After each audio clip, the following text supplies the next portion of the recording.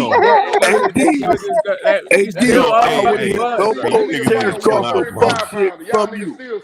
I don't want to hear no more Terrence Crawford fuck shit from you. Hey, Ben, there's a deal with them fucking homosexuals. Got 3 belts. Earl Smith got 3 belts. At this point, I think you're upset. I don't want to hear no more about this Terrence Crawford fanboy. Because every time I turn around, you talking about this Terrence Crawford dick ride shit, G. Them niggas suck that nigga dick for anything. You sucking Terrence Crawford dick. And we tired of hearing you sucking Terrence Crawford dick. All right, I'm going to take a night. These sucking Terrence Crawford dick. I'm tired of listening to that shit. Fuck, boy. Fuck is you talking about, D? Y'all let that nigga run everywhere. You gon' still lick his ass, whole ass. Hey, I'm about to die, nigga. Y'all let that Stop sucking his dick. Hey, man, I'm about to have a heart attack. I'm being Israel. Fuck, boy. Bitch ass nigga. Stop sucking Terrence Crawford dick. Because that's all you do. All day long, suck Terrence Crawford dick. Yeah, but you won't say nothing. Fuck boy. Yeah, I'm on that motherfucker. That's all you do. Hey, man, fuck all of that, man. Hey, hold up, man. God damn. That's what I'm on here for. Yeah. Hey, man, fuck that, bro. Come on, man. Hey, Smoke none left too, man. That shit make Smoke leave, bro. Oh man. That shit, come on, bro. My nigga Smoke none left. Oh shit, almost Damn, fucked. hey, Smoke, come back, Smoke. God damn, nigga. Yeah, Smoke, come back, bro. Oh, AD, stop talking all that like Terrence Crawford God, bro. Stop that shit. Hey, Terrence Crawford is the number one pound for pound, though. Yeah, I go for He that. is the best fighter in the world. Hey, Smoke, come back. I know, Smoke. Hey, Smoke, come back, bro. Nah, we ain't doing that shit no more, bro. It is mine. Smoke, come back. Whoa, Hey, chill. hey, come on, man. Come on, chill, bro, with all of sexual that, bro. shit, bro. And, hey, now somebody call him an Earl sexual, bro. Just keep that shit boxing, bro. Come back, Smoke. Yo, I got a question, man. We done with that shit. I got a question, man. He left, bro. He left. I got a question for everybody, man. Everybody talk about who they fought and how good their competition was and all this shit. But to me, both the motherfuckers look. The only one that looked like he was real competition for either one of them was Sean Porter, for real. I know one thing. Great fighters, man. They make great fighters look like they ain't shit, man. But yeah, let me say this. I know one thing though. Right now, Terrence Crawford is the number one fighter pound for pound. He's the best fighter. I agree with that. Yeah, I agree with that. He deserves. Well, listen, he deserved to be treated like that too. True, but at the same time, Earl got 3 belts, man. Bro, that's cool. Like that's cool or whatever. But bro, Terrence Crawford is the number one fighter in the whole sport, pound for pound. I agree with that. He went through all the weight classes. Oh, so he deserved to be treated like that. Ain't no 70-30 talking. Come on, bro. Get that man what he deserved. That's what I'm saying. See, that's what I'm saying. I don't care about no motherfucking The man said he got 3 titles. You said that's cool enough. The only reason I agree because they would never do that to Canelo, bro. Hey, Bud Crawford gonna be the pound for pound number one until goddamn October, November, bro. And after that, it's a wrap. You hear me? YB. He's gonna be pound for pound. He's gonna be pound for pound if they don't fight or after they fight. You did? Oh, so what are you saying, historian? Are you speaking in riddle? Man, it's not much of a riddle, sounding man. like you are beating around the bush. What are you saying? No, I ain't beating around the bush. I'm just putting trying to say. What you trying to say, bro? Say it up, BH. Say it up, number TBH. one right now. Say it up, big bro. Canelo's no longer the king, so he's the king right now. And Errol Spence, if he fights him, and if he don't fight him, Terrence Crawford is going to be right here. All I know is that means he's gonna whip the shit out of Spence. He's gonna whip the shit out of Spence when he fights him, and if they don't fight, then he's still gonna be. So you know that. So since we're going hypotheticals, if Spence whips Errol Spence, does he become number one pound for pound? I don't think so. He's gonna stay the number one pound for pound. I think if you go to Spence beats Bud, is he gonna become number one? I think if he go to 54, he become number one. Yeah. You feel me? If he go to 54 and win them belts, he becomes number one. So he's got to. So he like goes. Got to go to another division. He becomes like number 4. Absolutely, you have to go to another division. The top 10. So who becomes number one if Spence knocks Bud off that spot? Who's the number one guy now? It depends on. You ain't got to worry about that happening. You ain't got to worry about that happening. Don't even think about it. But that's exactly. I know it's a nightmare scenario it's nightmare fuel for you, D. But like that's what we're doing. We're using our imaginations right now. Y'all talking about Crawford still? If Charlo wins and Crawford loses, I think Charlo should be, bro. You think Charlo? I think fucking Castano? Like what the fuck? No, not for beating Castano, just for clearing out his division, bro. Yeah, I mean, I okay. I mean, so all right, so beat the man. He should beat the man. What if okay? So let's say Nonito by that. So Nonito should have beat Monster by then, right? Like, where's Nonito in this fucking mix up? Honestly, I think the lower weight classes they drop lower because you can't compare them to nobody but the lower weight classes, bro. Just like the heavyweights. But that's what pound for pound is. Pound for pound is all of them being mixed up. Like I can understand how originally hold up a second. Originally heavyweight used to be on the pound for pound list. Yeah, let me ask. So let me ask a C-Town question. Go ahead, bro. When you're doing your pound for pound, C-Town, what is the limit? Is it all the way to like featherweight and then nothing below featherweight? Like where is the cutoff? No, I don't think it is a cutoff, except for heavyweight. Because who you gonna compare another heavyweight to except for a heavyweight, bro? They beat everybody under them. So I'm just saying, like when you said the little guys, what's the cutoff? I know you can't be saying like a welterweights are only welterweights in. No. When I say the little weights, I'm like 105, 115, 118, 122. Well, actually, at 122, motherfuckers start getting knocked the fuck out. But all them other weights under that shit, they like rock'em sock'em robots, man. For real. So you're saying like, so basically anything under featherweight is its own thing, like a heavyweight. No. That's not what I'm saying. I just think they go further down on the list than everybody else because you can't compare them to nobody but that weight class. I'm saying I'm saying it's like the heavyweight division because you can't compare them to nobody but that weight class, bro. That's why I don't put them on my pound for pound list because who go beat Usyk? For real. Who go beat that motherfucker, man? Nobody. At any weight class up under him. Nobody. So how you go have him on the list? He already Usyk would be number one. I forgot about that. You don't got to say that shit. When Mike Tyson but I don't know that Usyk beats Tyson Fury, so I don't know why isn't Tyson Fury number one. Why we know why. No. Get the smoke. The reason why he retired was because of Usyk. Say again. The reason why he retired because he didn't want no The parts. reason why he's retired is because people want to troll in chats. The dude is still the WBC fucking champion. He ain't retired shit. Right. Until when he retired, done, bro. Yeah, he's not retired anything. All he did is say I retired and he kept the fucking belt. He's done. Okay, if he's done, then why is he still the champion? If he retires, who do you put at that top then? But he's not done. He's not retired though because he's still the champion, like right now. Okay, he's going to relinquish the belts in 6 months. He's going to relinquish it. What's happening in 6 months that ain't happening right now? Hold on, we're using our imagination right now, though, right? Yeah, you're saying in 6 months he'll be retired, but okay, right now, then why is he not pound right now? I got a question for you. If when he retires, who is the number one heavyweight? Usyk. Thank you. So it's that simple, bro. I get but he's not retired right now. So right now, the number one heavyweight. You know what? I'm gonna take him at his. Just like how you take just like how y'all take everybody's word, even though these boxers like to lie. How about we take Tyson Fury's word for once? Okay, fine, cool. So let's take it in 6 months. We can revisit this conversation. But for the purposes right now, the guy is the number one. Why is he not number one right now? Okay, that's fine. But who beats him? Nobody, man. Nobody beats Tyson Fury, right? Joshua had 3 belts. Wilder had 1 belt. So by process of elimination, Usyk beat the better man. I mean, that's fine logically, right? But there's another process of elimination. The Ring Magazine said the number 1 and number 2 guy was Tyson Fury and fucking Deontay Wilder. The same way that they picked Vladimir Klitschko and Shagayev, and nobody had any problem. Ring Magazine is owned by fucking. Hold up a second. Nobody had any problem. Nobody had any problem saying that Vlad was the number 1 guy after Ring Magazine said as long as you beat whoever wins between him and Shagayev was the number 1 guy.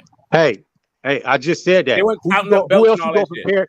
You just proved my point. Who else you go compare to the top heavyweight except for the motherfucker that he fought? Okay, that's cool. That's cool. I'm not. That's why I don't put arguing your logic. My point is, you asked me about my logic. I wanted to find out I was talking about the cutoff point. I just wanted to know which divisions you were talking about. Like where we cut this thing off. The only cutoff point is the heavyweight at 122. No, you saying you cut it off at 122. You feel like all the 122 and below are in their own class, and the heavyweights are in their own. But that don't mean they should. That don't mean they should. No, I got you. I got it. I'm just trying to understand where you're coming from. So it sounds like everything from featherweight to cruiserweight. That's who you consider in the pound for pound list, the same kind of class guys. That's bullshit, that's man. not it, bro. No, it's people in the lower weight class that pound for pound list, bro. It's people in the lower weight classes that show more skill, like Donaire. He showed more skill than a lot of other fighters down at them lower. Yeah, but you said you keep them in the same class. You only compare them to those dudes down there. Because I can't compare them to nobody else. They ain't big enough. That's fine. Right? That's all I'm saying. The one class, like, so you have 3 classes. I can't compare them. I got it. So what you're saying is you have 3 classes: 122 and below, 126 all the way to 200, and then heavyweights. You said what now? You said you have 3 heavyweights at all. That's what I'm saying. There's 3 classes. One is 122 and below. The other one is 126 to 200, and then you have heavyweights. So you have 3 different classes for your and the only one you consider really pound for pound is the guys like between 126 and 200 because you can't really No, compare. I consider the lower weight class pound for pound too, because if you move up from 105 to 115, I would consider you a pound for pound champion, because that don't mean you number one on the list though. You know what? No, but how can you get him? Let me get him. Let me get him on this. Like, can you only get to number 5 or something?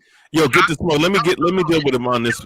Well, wait a second. There's a huge disparity between that, right? Now, if you're going by that logic, that means if you're a heavyweight, 201 pounds above, all right, means that you're fighting anybody from 200 pounds, and someone can weigh 300 pounds in the fight. So by your technicality, by your definition, by your logic, that's pound for pound, because there's no weight limit. And pound for pound means best guy, regardless of weight class. That's what. But he's not. He doesn't need to justify his methodology. I'm not trying to break it down and see the logic of it all. I'm just saying, like, his methodology can be what it is. I'm just trying to figure out, if you're saying that they can't, like, the lower weight classes can't be number one, how high can a lower weight class dude be? If you're like let's say, how high can Monster get in your pound for pound list? Can he only get as high as number 5?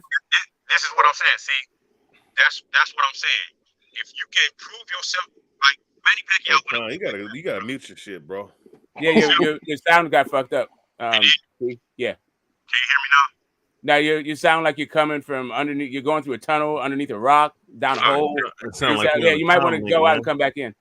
Yeah, let me log back in, bro. Can you hear me better now? Nah. No.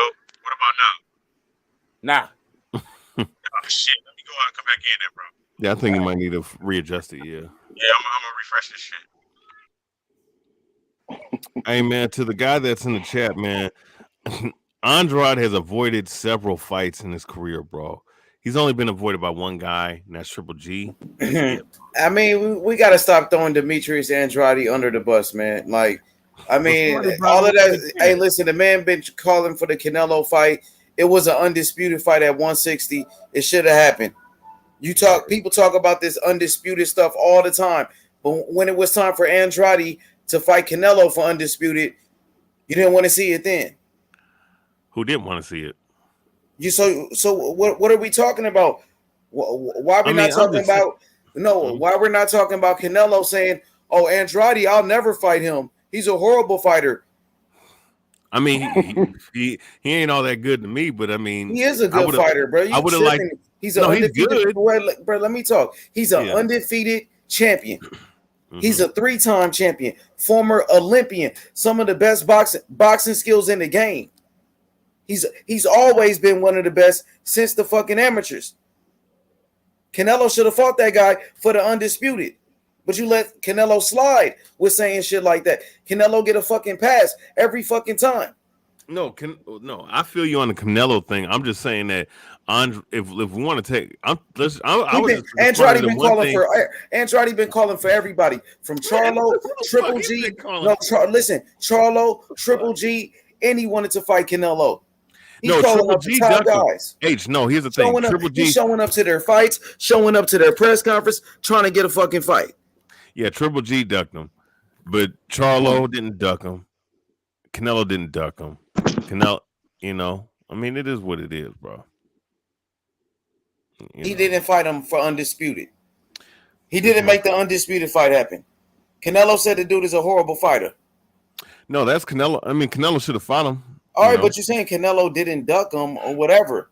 I don't think he ducked him. He just didn't fight him because he didn't feel like he was good. I don't think he did it personally. It was an undisputed fight. He's good. He's just it was an undisputed fight. Canelo said, "I will never fight this guy." That's not what is that? What do you call that? I won't fight you. I mean, I don't want to fight him. What the fuck is that? He's being a hoe. That's what I would say. It was, and you acting like it wasn't for the undisputed though. It was. Okay. You talking about 160, right? Demetrius, yes, and you know what I'm talking about. Of course, they were champions at the same time. That was the last fight for the undisputed, and Canelo moved up to go fight who? Sergey Kovalev, right? Hey, tougher challenge, right? Tougher challenge, better than an undisputed fight. I mean, he should have took the fight with a tougher challenge, but Andrade was an undefeated champion in his fucking prime. Yeah, I mean, he was, you know. Okay, but how you gonna get mad at the guy that's been trying to make the fucking fights? He's calling out the top guys. You feel me on that, D? Andrade call out for the top guys. He ain't calling out no ones. He been doing it, and that's that's why, man. We can't get into that politics like I said. Yeah, you know what? You can't. You know why? Because Andrade has fought one time every fucking year. He fights one time every year, and then pulls out of fights like he did. When he got with the zone, he was staying active with the zone. Now we could bring up the past. So when they said Charlo, he had a fight with Charlo, pulled out that fight. I mean, it is what it is. He was advised to do that, and on top of that, they say he ducked Lara. Maybe he did, but we're talking about now, today. He's been calling out the top guys, and he's getting all the hell for it. Everybody mad at him for calling people out. I thought you said you want him to fight somebody. No. I mean, he can call guys out. I just think that, you know how you guys like to say cap. That's what he does, man. He's a capper. Honestly, H, man, I'm glad you said Lara, man. I think Charlo ducked Lara too, though. Lara would have beat the shit out of him. They used to spar each other. Demetrius I think Charlo ducked him at 54, bro. How did Charlo duck him when they was with the same trainer and Ronnie wouldn't let them fight? Yeah, that's my point. That's my point. How they gonna duck and they fight all the time in the gym? What the fuck? How they duck it? I get that, but that's a great fight. Hold on real quick, Smoke. Let him explain himself. Let YB say it. Now say that again, Steve. I couldn't hear you. I just think they should have fought each other, man. He didn't duck him. You're right, because they is in the same camp. They in the gym all the time. I done seen them sparring and shit. But yeah, I think they should have fought. That was a great fight. That would have proved that was a great fight. Now I agree with that. Both Charlos against Lara would have been a great fight. Great fight because he was at 162. He was matter of fact, one of his first fights, he won a secondary belt at 160. Oh hell no, dog. You feel me? So I mean, yeah, man. I think this just would have been a great fight. That's all. Yeah, it would have been a good fight, definitely. Hey, am I getting a motherfucking ball spot, nigga? I just don't get how people act like Demetrius Andrade is a horrible fighter when everybody knows he's an undefeated champion, bro. He's an undefeated champion. He's only fought 30 times in 12 People years, ain't said he was a terrible fighter until Canelo did that shit, bro. He's not terrible. Listen, if Andre gets in there and beats fucking Canelo, that fool needs to be top 10 pound for pound. That's all I'm saying. Sign them up. I don't think I'll be worried about what Andre and Canelo is his stamina, bro. He kind of fade off a little bit. We're talking about Demetrius Andrade. It looks like Jimmy rocked up just in time. That's good, man. Yeah, what y'all think about that, though, man? What y'all think about his stamina, bro? It's been suspect sometimes. Andrade's. Yeah, I think it's been suspect sometimes, bro. I love him as a fighter. He's one of my favorite fighters because he don't back down from no smoke. But his stamina be an issue, man. Yeah, I think the same thing. I've seen him get tired a little bit. Andrade a good boxer, but I've seen him kind of like he done got tired. He kind of looked like Canelo in his last fight, bro. No, he did not. In his last fight, he won in the first round by knockout. No. I'm talking about Canelo last fight. But Andrade looked good in his last fight. He won by knockout. No, what I'm saying is he looked tired sometimes. Hey, Jimmy, man, I'm with you on this one, bro. Like, I mean, Andrade is a hell of a fighter, bro. He deserves an opportunity. Somebody should fight him. And for people to downplay him like he ain't shit, I don't think that's right, bro. I definitely think he deserves a fight. I definitely think he can beat him, too. The only thing I worry about, like my man said, is his conditioning. I see him getting tired. Well, you said Benavidez is the boogeyman, but Andre was like, I'll fight the boogeyman. And they turned around and saying, give us 10 million. Bro, where's Boo Boo going to get 10 million from? And that's just, he said, just to negotiate, you got to give us 10 million. That's crazy. Yeah. They don't want to fight him. That's why you know he. But they swear he's a horrible fighter. When somebody say you terrible, like I told y'all the other day, if a motherfucker ain't fought nobody and he terrible, I'm gonna get that free money. Yeah, damn right. If it's an easy fight, money. Yeah. If you say he ain't fought nobody, he ain't shit. He can't fight. Shit, I'm getting that easy money. Man, the first thing I would look at in them tournaments is my bracket. I'm like, I got this bracket flat out. These motherfuckers can't beat me. You feel me? He got to right. Andrade got to make the right decision for his fucking career. He just got injured, bro. And I think Eddie Hearn done dropped the dude. So man, this fucked up. What is he gonna do? He better go over there to the PBC, man, so he could get a fight with Charlo, Caleb Plant, Benavidez, Morrell, somebody, bro. He better do something, bro. At this point, he has to go. Yeah, but he's at 34 now, so I think either he's past his prime or he's maybe got one more year left in him. Because after that, then I mean, obviously his legs are going to go and stuff like that because that's just the way it is in that age. Well, I mean, look, he's good. Nobody's saying he's horrible. He's good. He's just he hasn't fought nobody, man. He hasn't fought nobody of a higher class. But they won't give him a fight though, BA. Like who? Right. No fight. Okay, wait, Del True. He had that Charlo fight though, bro. Listen, he had that. Yeah, he definitely ducked that Charlo fight. Hey, BA. Triple G did duck him. Triple G did duck him. I'll give you that. And Canelo didn't want to fight him on some hoe ass shit. So I got you there. That wasn't no hoe shit. That was situation with this, yeah. Bro, he didn't pull out like last minute. What it was is they were negotiating. They ducking him, but they ain't fighting him. No, I read the Showtime article. What happened was bro, he was the only champion on the card. And he was getting paid less than the challenger, right? Charlo. So Charlo as a challenger was getting paid more than Andre, who was the champion. He asked for more money. And they said, "Fuck it." You're right. No, that's what Showtime offered him, and he wasn't interested in. Like, bro, who takes less money for?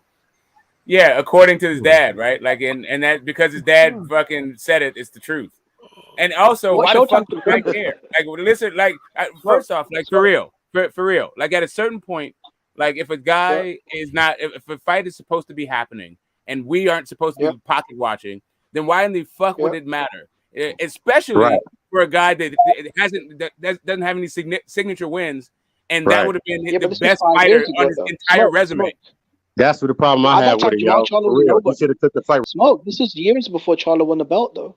That's easy to say. Correct. That's easy to say. Correct. And it still would be the best name in his resume. No. Andrade was advised to pull out of that fucking fight. He got a manager. He got a team. They told him to do that. Yeah. So Jimmy's not being a manager or a fanager. His manager actually told Andrade to pull out the fight. Yeah, that's what I'm saying. He can do whatever he wants with his career, but at this point, that guy represents the toughest competition he's ever been linked to. Outside of fucking actually was in the fight and could have got in there if he just got his fucking mind right. That's what I'm saying. Okay, over the last 5 years though, Smoke, did he not sign the contract to fight Billy Joe? Did he not show up at Charlo's press conference? Did he not go over to the zone to fight guys like Golovkin? Correct. Right, yeah. and Charlo would still be the best guy. Even if he fought Billy Joe, Charlo still would be the best guy. Andrade should have pulled a bill, man. He should have took that little bit of money and whooped that ass, and then we wouldn't even be having this discussion. You see what I'm saying? No, I think I rate Billy Joe above Jermell Charlo. I mean, you can, but you'd be the only guy doing it. I mean, Karabov, based off the Karabov performance. I mean, but I was just saying, like you can pick out however you do it. But I'm just saying you would be the only guy doing that. I don't think so. I mean, you guys in the UK love Billy Joe Saunders. Like people are not really on Billy Joe Saunders like that. Come on, are we really like? Come on, man. Now, let's keep it. I'm just telling you, bro. I'm just saying. Dude, Rob Karabov, a fucking journeyman. I mean, I'm not even talking about cab driver. It doesn't even matter about Karabov. Destroy Billy Joe Saunders, an undefeated champion, an Olympian who's got a deeper resume than fucking Charlo. What are you talking about, bro? I'm telling you that nobody outside the UK cares about Billy Joe Saunders. Hey man, I don't give a fuck. Nobody outside of the UK is fucking looking for Billy Joe Saunders, bro. No one knows Charlo. You know what? Nobody. Nobody. Billy Joe Saunders is just fucking god of boxing. What's your point? Flat out. What's your point? Nobody outside the UK thinks that's why you Billy Joe Saunders Saunders is because he did it. Bro, no one knows Charlo outside of nobody. That's why everybody in the world thinks that Charlo is a legit bro. 30 smackaroos. 30 smackaroos on pay-per-view. Yeah, Billy Joe Saunders doing 0 smackaroos. Nobody's setting up Billy Joe Saunders bro. Pay-per-view fight. What bigger numbers than Eubank Jr., bro? I've got the fucking receipts, bro. But he thought David Lemieux did bigger numbers as well. David Lemieux was not fucking pay-per-view. Of the fighters, bro. David Lemieux might have been pay-per-view in the UK. Nobody outside the UK is checking for fucking Billy Joe Saunders. Well, no one outside all I'm saying, all the Demetrius Andrade bashing and all of that shit needs to stop, bro. That's all I'm trying to say. He's overrated. No, he's a hell of a fighter, bro. He's undefeated. He's good. Why nobody want to fight him then? I'm just trying to tell you that God Billy Joe Saunders Like he had nasal spray when it was time to fight Andre. Like he needed whatever. He needed some infight, some competition to get to cut off all that fat. Maybe he's too busy like doing fucking meth with people on the street. Wait, who? Billy Joe Saunders. My point is, Andrade should have took that fight. Man. Maybe it's too, maybe it's too busy. Man, Andrade deserve a damn fight. He deserved one, but he had one. And he should have took it. Maybe he was too busy pulled out of a fight, though. He just pulled out of a fight. He just pulled out of a fight, though. What's all this UK bashing about? Do you have inferiority complex? Listen, maybe he's too busy doing domestic violence training videos. No, that's what I'm saying, bro. Maybe he's too busy Smoke, you're always the first one to to beat up a woman. Maybe that's what I'm it just was. asking you, Smoke. Hey, it's cool, y'all. Hey, man. Hey, forget about all of that. Hey, I want to ask D the truth what he think about this whole Andrade situation, because we all know that Demetrius Andrade, he's one of the best boxers, but he can't get a fight. You know what I mean? What you got to say about that? The man got a great amateur background. Everybody know he can fight. And it's just sad, the dude, because I've been seeing the dude trying to get damn fights probably the last damn to like 18 years. It's just sad. He ain't got nobody to fight, bro. Won't none of them niggas get in the ring with him. That's my personal opinion of it. I don't know why, but you can say they ain't ducking him, but they damn sure ain't fighting him for whatever reason. And if he's a terrible fighter, if he's a terrible fighter, hey, get that free money. In 2 years, you don't want that much. I'm gonna tell you, in 2 years, everyone's gonna want to fight Andrade because his legs are gonna be gone, and they're gonna try and use him as a stepping stone. He already that's what he a lot of was, fighters but are he's gonna still do. good though. He's still good. That's the point. But As soon as Andrade hits 35, no his legs are gonna go, so he won't have the awkward speed and movement, and then a lot of fighters are gonna try and use him as like a stepping stone to build their resume. Yeah, once he get old, but they ain't ready to try that shit yet. Listen, I would be a lot more in Andrade's corner if he was way more vocal about getting fights. But instead, what he says is he doesn't need any of these. Did he not show up at Charlo's press conference? You remember that? You ain't see him at and you ain't see him at Charlo's press conference, Canelo's press conference. Yeah, he agreed to fight Billy Joe Saunders twice. Hold on a second, because I'm sorry, you mentioned 2 press conferences in a career of a guy who's 34 years old. Right, bro. Okay. Well, I mean, the other guys that we mentioned, I don't see them. That's literally my problem with the guy. And those 2 guys, he also said he's gonna need to fight them. Both of those guys. Which guys? The guys you just fucking mentioned, Canelo and fucking Andrade. Andrade. What do you want to do? You want to panhandle? Listen, he showed up at both of their press conferences to call them out. Since he doesn't need them, but then why are we talking about how they duck him? Well, okay, Charlo can fight his leftovers then. Great. Fight Selecki. Great move. Good one, Charlo. Fight Selecki. That's what he said. Bro, good one. No, that's not what he said. Exactly. You're the one going to bat for a guy who said he don't need these guys. Bro, he showed up at his press conference and called him out to and his he also face. said he doesn't need them. What did Charlo do? He started fucking stuttering. Correct. And he also said he didn't need them. Dudes don't want to fight that dude, man. And he also said he doesn't need them. I don't think so either. Like taking Andrade at his own word. And Andrade saying he don't need those dudes. He's just fine the way he is right now. Andrade is just cool fighting bum after bum after bum. I get that. Bum after bum after bum. He's perfectly cool. Who's Golovkin fighting? Who's Charlo? Who's Golovkin? Murata. He just fought a champion in Murata. According to the Boston Media Insider, the only reason he pulled out of Zach Parker was because the money isn't right. The only reason he pulled out of Charlo is because the money isn't right. Okay, cool. So the money isn't right. Let me say this real quick, bro. Let me just say this real quick, bro. Y'all keep bringing up his damn resume like he's the one that's fucking picking these fucking fights. Last time I checked, he's just a fucking fighter, bro. So y'all need to stop using that bullshit as an excuse. He's been calling for the top guys. Now he's been calling out for the top guys, bro. Okay, so listen, like I said, he ain't fought nobody. Is that his fucking fault? He went to the zone. He went to the zone with all the middleweights, and it was Eddie Hearn's job. It was Eddie Hearn's job to get him a big fucking fight. Yep. So and that's the other guy that we should be looking at. But I'm just saying, Andrade also has been out there talking about how he doesn't need these fucking fights. Okay. So when Benavidez said no one wants to fight me, I'm a boogeyman. Where Andrade is saying he don't need these fights. Okay. A lot of fighters say a lot of things. Here's my point. Okay, he was more actively pursuing them than they were pursuing him. Is that not fair to say, Smoke? No, because they were fucking trying to fight. They signed the fucking fight. They signed the part of the contract. They didn't have a problem with the fucking money. The part of the contract. You're talking about little Charlo, though, like 7 years ago. His dad is the one who fucking little I'm not talking about little Charlo. I'm talking about big Charlo, the middleweight one. Okay, we're talking about Andre. No, you're not listening though. I'm saying you try to fight Golovkin. I'm down with H. I'm down with H. Right? Forget all this shit. Like which guy specifically? Like the dude has had fights and he didn't fucking take the fight because he wasn't fucking happy. What fight? What the fuck are you talking about? What motherfucking fight, bro? Like now we're talking. Now we're moving on to H. Like rewind 30 seconds. Like you just asked me the question. I already answered it. Right? Anyway. So yes, it is also Eddie Hearn's responsibility to get this dude fights. He went to Matchroom in order to salvage his career, and instead it's been a who's who of who gives a fuck. The best one is Liam Williams. Liam Williams is literally the best fucking guy in like 4 years. Liam Williams is done, man. That's not true, bro. Selecki, bro, this is the same Selecki that fucking Charlo's fighting right now off a year. Okay, and everybody's saying that Selecki sucks.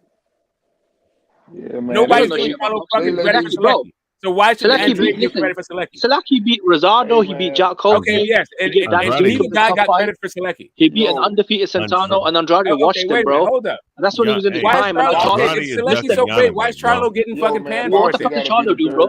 I'm sorry. Selecki's so great. Why are you hating on Charlo? He's still fighting Danny Jacobs leftovers. Derevchenko, Danny Jacobs leftovers. Selecki leftovers. Hold up. Selecki is cool for everybody to fight except for Charlo? No. Andrade beat Willie Nelson, who knocked out Tony Harrison. Andrade beat the undefeated Vanessa Martirosyan for a world title, bro. That was before he was with Eddie Hearn. That was nothing to do with Those are his two best wins, H. And he ain't fought nobody. And then have shit to do with Eddie Hearn. He was a champion. And that had shit Jack to do with Colkay Eddie was a Hearn. champion. Absolutely nothing to do with Eddie Hearn. Also, he beat Jack Colkay in Germany, and he was the WBA champion. What? Yo, Jack Colkay fight over Jacob, so you can't say that, bro. Bro, Vanessa Martirosyan beat fucking Andrade dug okay, so hold up a second. Well, then why does everybody but Charlo get credit for Selecki? On one breath you're telling me how great Selecki is, and then the other breath you're telling me Charlo ain't shit for fighting Selecki. I'm saying Andre fought him 3 years ago, right? And you're saying who's he fought? Great. So keep that same energy for Charlo. Keep that same energy for Charlo. Because I know you're a Charlo fan. There is the same energy for Charlo. What are you talking about? No, I know you're a Charlo fanboy. Nobody's giving him credit for Selecki. You are the only person trying to give Andre credit for Selecki. No. I said he destroyed Selecki. He destroyed the same Akabov. So what's your problem with Charlo fighting Selecki then? If Selecki's this great fucking opponent, why is Charlo not getting any credit for Selecki? Bro, Selecki hasn't fought in 2 fucking years, bro. Okay, great. Isn't he coming off like 2 losses? So like I said, Selecki ain't shit. Right, it ain't shit for Charlo. It ain't shit for Andre. Right. Not 2 years ago. Not last year. So why don't they fight each other then? Okay, great point. They should fight each other then, right? Whatever. The point is. Okay, here we go. See, you don't want to see the Charlo fight. You don't want to see Andrade fight Charlo, but no hit smoke. The point is, Eddie Hearn didn't do shit for Andre's career. Okay. Eddie Now we got it. Fuck all for Eddie Hearn's a piece of shit, bro. That is the point. Since he signed to Matchroom, all he's got is fucking Selecki, and you trying to big up Selecki. And what's Charlo got, bro? Derevchenko. A guy who hasn't won a fight in 5 years. A guy that hasn't won. He hasn't busted a grip in 5 years. How about this? It's been half a Charlo is not decade. part of Matchroom. When's Derevchenko to win a motherfucking fight? Daniel Jacobs. Glorified loser, bro. Derevchenko, aka I'm your glorified loser. Please tell me why Daniel Jacobs I can't win a motherfucking fight in half a decade. It's been half a decade. I still can't bust the fucking grip. Why was Daniel Jacobs and Andre never made since they're both on Matchroom? I don't know, man. Yeah, exactly. Why are we even having a discussion with Andrade who ain't fought nobody, bro? Andrade has not fought anybody. Let's stop with the fucking bullshit, man. Right. No, look, man, I said a long time ago we wouldn't even be having this conversation if he would have just fought Charlo. Flat out. Or he avoided Charlo. He didn't want nothing to do with Charlo, man. Or we can stop giving having a discussion like a couple months ago, man. Passes. Or we could also stop giving Eddie Hearn passes. Both of these guys are in the same division with the same fucking promoter. No, that's not true. No. Jacobs unified with Canelo, lost, and then moved up to 68. That's it. What are you talking about? Okay, they both are at 68. They're both at 60, and both with Matchroom at the same time. What are you talking about? Danny Jacobs won the belt of Derevchenko when Derevchenko was relevant, not when Charlo fought him. And Andre was at 160. And Andre was at 160 at the same time. So why haven't they fought? Canelo Alvarez. So why haven't they fought? Why haven't those two guys fought? They're both on Matchroom. I'll answer your question, man. Do you do some cocaine? I'll answer your question, man. Like, I'm answering it. It's very 15 simple. times. You keep talking about some other shit. And now you're talking about cocaine. Okay, so what did Danny Jacobs do when he won his belt? Okay, what did Danny Jacobs do when he won his IBF belt? Why did they not fight? Why did they not fight each other when they both were at 160? You said you're going to answer my question, and now you're talking about some other shit. I thought, are you on cocaine? Why are these two dudes not fighting each other when they both have the same promoter and in the same fucking division? When listen, when Andrade went over to the zone, what did Jacobs do? He won the belt. Danny Jacobs was already at the zone. They both were at the zone together. Moved up. They both were at because the he fought zone fucking Canelo out. Listen, together. Listen. What was Danny's first fight on the zone? What was it? It was Canelo. Okay, are you ever going to answer the question as to why these two guys didn't fight? Up. Are you ever going to answer the question why Canelo Alvarez? He fought Saul Alvarez in unification at the same time. Right. And Canelo should have went for undisputed, bro. BH, do you remember when Danny Jacobs fought Canelo in unification? Yeah, that was his last fight at middleweight. Yeah, that was his last fight at middleweight. After that, he moved up and fought Chavez Jr., Rosado. That was all 168. Danny Jacobs, it wasn't a fucking middleweight fighter. What are you talking about? Again, when Andrade won the belt, went to the zone, Jacobs was not a fucking option at middleweight. Why was he not an option at middleweight? Why was he only an option at middleweight for Canelo? He fought his whole career at middleweight. They both were middleweights at the same time. He fought at middleweight with Canelo. Why all of a sudden he could not fight middleweight with Andrade? All right. Why did he fight Canelo at middleweight? It was a unification. Listen, it was a unification. Listen, okay, so he fought Devin Haney because he couldn't make weight. Listen, okay, great. why Right. did Danny Jacobs move up? Why did Danny Jacobs move up in weight? Okay, cool. Yeah, Danny Jacobs couldn't make weight anymore. So why can't they fight now? Since they both were fighting at 168, why can't they fight now?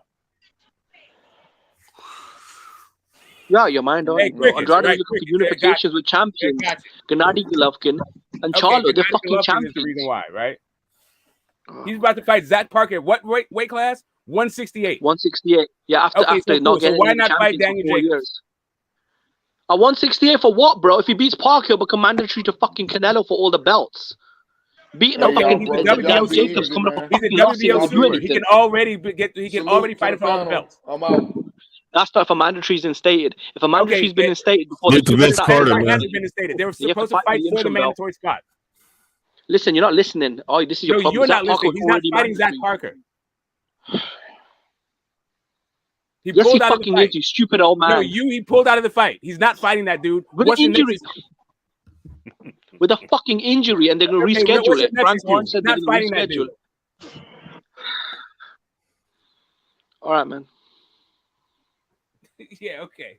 Hey, but Smoke, we understand that Daniel Jacobs did move up to 168, and the reason that he's fighting Zach Parker was because it was a title eliminator to become the mandatory for Canelo. Canelo fight he was already there with the WBO. Wait, on top of that, Daniel Jacobs just lost his last fight to John Ryder. Okay, so but what's better, fighting Parker for the interim belt? Bro, what's better, fighting Zach Parker for the interim title when you can become mandatory to the fucking unified champion Canelo, or fighting Danny Jacobs off a loss, bro? You're not even making any sense. Okay, cool. So you're saying to me, fighting a washed-up Danny Jacobs who just lost. The reason why you're saying that he didn't stay at 160 to fight Andrade for his belt was because he could no longer make the weight. That's your big thing. Because Daniel Jacobs didn't move up. Daniel Jacobs did not move up to challenge for any fucking titles. Did he not move up to challenge Canelo Alvarez? Danny Jacobs moved up. Danny Jacobs moved up. Listen, Danny Jacobs fought Canelo. Then he moved up and fought Chavez Jr. Then he fought Gabe Rosado at which weight class? 168. While Andrade was at 160 going for unifications and undisputed fights with Canelo. Thank you, bro. Thank you, bro. Andrade was going, okay. He just needs some justice. Put some respect on his name, historian. Okay, for real, hold bro. up a second. You're talking about he's going for fights that he never got. What the fuck is right now? Was that his fault? They didn't want to fight. No, it's his fault. It's his fault that you're using this as an excuse to not fight fucking Jacobs, or blame Eddie Hearn. Like Jacobs moved up to problem 168. This is the problem. Eddie Hearn had two guys. Bro, he's a Charlo fanboy. Get the smoke as a Charlo fanboy. Just tell me this. Just tell me this. this is why he hates Andrade. He doesn't want to see Demetrius Andrade beat up Jermell Charlo. He is a Charlo fanboy. I'm not even a Charlo fan at all. Forget the Charlo fanboy. I'm not even a Charlo fan. Yes, So, you but are, anyway, bro. Yes, you are. but explain this to me. Why, as a 30-something-year-old man, all of a sudden can't make weight? Where does that happen? You talking about Daniel Jacobs? You got to ask him. He moved up in weight. Right. So, right. As it, what is he? 33 years old when he moved to 168? Danny Jacobs is one of the biggest middleweights I've ever seen, bro. Have you seen the size of him? Right. Yeah, Canelo Again, for the weight. so, I'm sorry. When did at 33 years old are you all of a sudden unable to make weight? People move up in weight in their 20s as well. What are you talking about, Smoke? I didn't ask about 20. I asked about 33-year-old man. When does that ever fucking happen?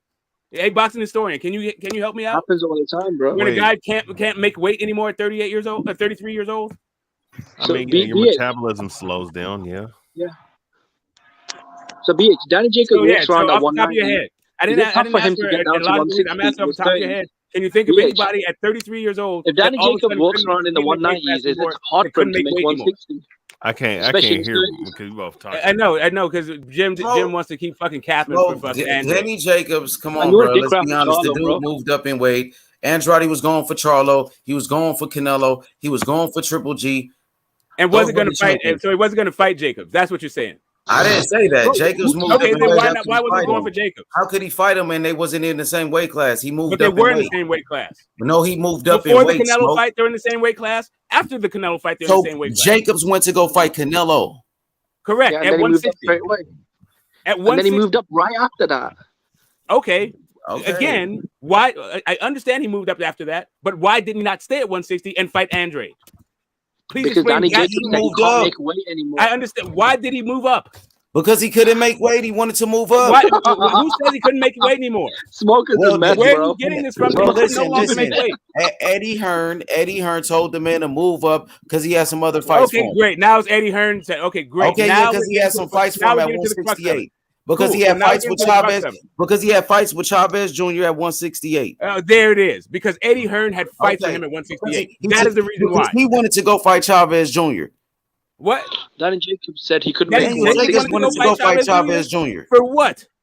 Shit, ask him. He wanted to go get a payday. Okay, all right. $5 million. He wanted to get a payday. So that's what it is. So Jacobs didn't want to fight Andrade. That's what he wanted to go fight Chavez Jr. He wanted to move up. Daniel Jacobs wanted to move up and go fight Chavez Jr. No. All right, so let me ask you this. Would he get more money fighting Chavez Jr. at 168? I remember age, man. Let me go pull up some. Yeah, all the right now, that shit is bullshit, bro. Yeah. Yeah, so you tell me capping that shit, man. I'm hearing right now. Yeah, exactly. So right now, that's some capping shit. I'm hearing about Andrade not being a good fighter. That he's a horrible fighter. He's just not. He's good. He's good, but like, come on, man. Like now you guys are saying that Chavez he Jr. might be great. Get more money. Might be a great fighter. Jr. Than he get a fucking fight. He might be a great fighter. We probably would never know. If I can reel this thing back. Like you guys are saying, you're telling me that he could get more money. Eddie Hearn could get more money for Chavez Jr. than he could get for Andre. Let's see. Let me just. Danny Jacobs said after the Canelo fight, he won't fight at 160 again. Charlo called out Demetrius Andrade and he never responded, bro. Like, come on. Like I know. I remember this. Okay, but BH, bro. BH, why don't you Google Team Andre sending Charlo an offer? Wait, Andrade intends to vacate his. Remember, he vacated his 160 to move up to 168. For what reason? To fight Canelo. But he was going to avoid his mandatories just like he's doing right now. He ain't avoiding nobody, bro. What the fuck? He moved up in weight to go fight in the title eliminator to go fight Canelo, and then pulled out. He got injured. Bro, what the fuck? Yeah. Oh my god, bro. No, nigga, I don't want to hear that shit. He pulled out. So, come on, man. So he vacates now. He's crazy, bro. He got injured, and everybody know that. Come on. So he's faking an injury now. That's some bullshit. Bro. Yeah, you know what? I can believe he's faking an injury right now. Yeah, that's some bullshit, bro. Yeah, this shit. For what age? I mean, it's a pattern. I don't know how many fights pattern, though. Like not made. Like I like people say it all. I heard people say Earl Spence faked the injury. I heard some people say. I heard people say Earl Spence faked the injury. Remember that? Earl Spence faked the injury. I remember that. Yeah, bro, I remember that. They said he faked an injury to Pacquiao. And that was some bullshit too. Andrade's faking injury, some bullshit too. I heard it all before, bro. I mean, the motherfucker keeps pulling out fights, bro. It's not like it. I'm sorry because wait, hold up, wait. Because Errol got injured. I'm looking at this old. Andrade got injured too. Hey, look. He got injured too. Hey, look, I'm looking at this old article. Demetrius Andrade. This is from 2014, November 8, 20. You're just looking for dirt, bro. When you go around Demetrius doing that, Andrade pulls out a Charlo fight over purse offer. Pulls out. Yeah, that was the. No, that's Little Charlo though. BH. Oh, my bad. I'm talking about the unification. I'm talking about the unification. No, Jermell Charlo is the one that's fighting for 154. We're talking about Jermell Charlo. No, Jermell is fighting at 154. Mel is 54. Maul is 160. Oh, I thought Maul's 160. No, 160. Well, I mean, he's pulling out of fucking fights regardless, though, man. Get the fuck out of here, bro. That's why Maul said he's not fighting him because he pulled out a fight with his brother. That's some why bullshit. He was advised to pull out that fight, and that's what he did. His team, his manager told him to do that. So if you want to criticize anybody, criticize the manager, bro. I'm trying to criticize his manager. I'm trying to criticize him right now, but you guys are like, you're saying that like the Julio Cesar Chavez fight for $5 million is a better fight than fucking Andre. I didn't say anything was a better fight. No one said that. Nobody said that. Great, awesome. So then we are still blaming Eddie Hearn for this fight not happening. This shit is crazy, bro. The hate that Andrade pulls out of another fight. Oh my god, man, get the. This shit is crazy, bro. Come on, nigga. It's crazy, bro. This dude. He's really the most hated fighter in boxing right now. This dude fucking pulled out of a fight in 2017. Bro, they do him like they Get did Rigondeaux. out of here, bro. Yeah, they did Rigondeaux. So here's what it is for me. I was a gigantic Andrade represents one of the most like unrealized talents to come along in boxing in forever. And I'm trying to assign blame wherever the fucking blame lies. Some of it lies on Andrade. Some of it relies on guys not wanting to fight Andrade, and some of it lies on apparently his handlers. That's what I'm hearing. Okay, so Smoke. Tell me where I got it wrong. Tell me where I got it wrong. Over the last several years, right? I agree with you, bro. I mean, look, at this point, he's 34. His prime is probably gone, bro. Like, I mean, I don't, at this point, I don't know what you can do. If you beat Zach Parker, hope try and fight Benavidez, but the motherfucker's asking for $10 million. Canelo just lost. I don't know what the fuck Canelo's gonna do. Is it Bivol? I don't know what the fuck happened in there. And then Charlo don't want to fight him. So I mean, fuck. I mean, he might as well beat Zach Parker and retire then. I mean, what the fuck is he gonna do? Charlo don't want to fight him. Benavidez is asking for the fucking moon and stars. Canelo just fucking lost, right? I don't know where the fuck Canelo is. He's getting drunk in after parties, trying to rematch Bivol. I don't know what the fuck happened in there. Golovkin, I mean, I don't know, bro. So I don't know, man.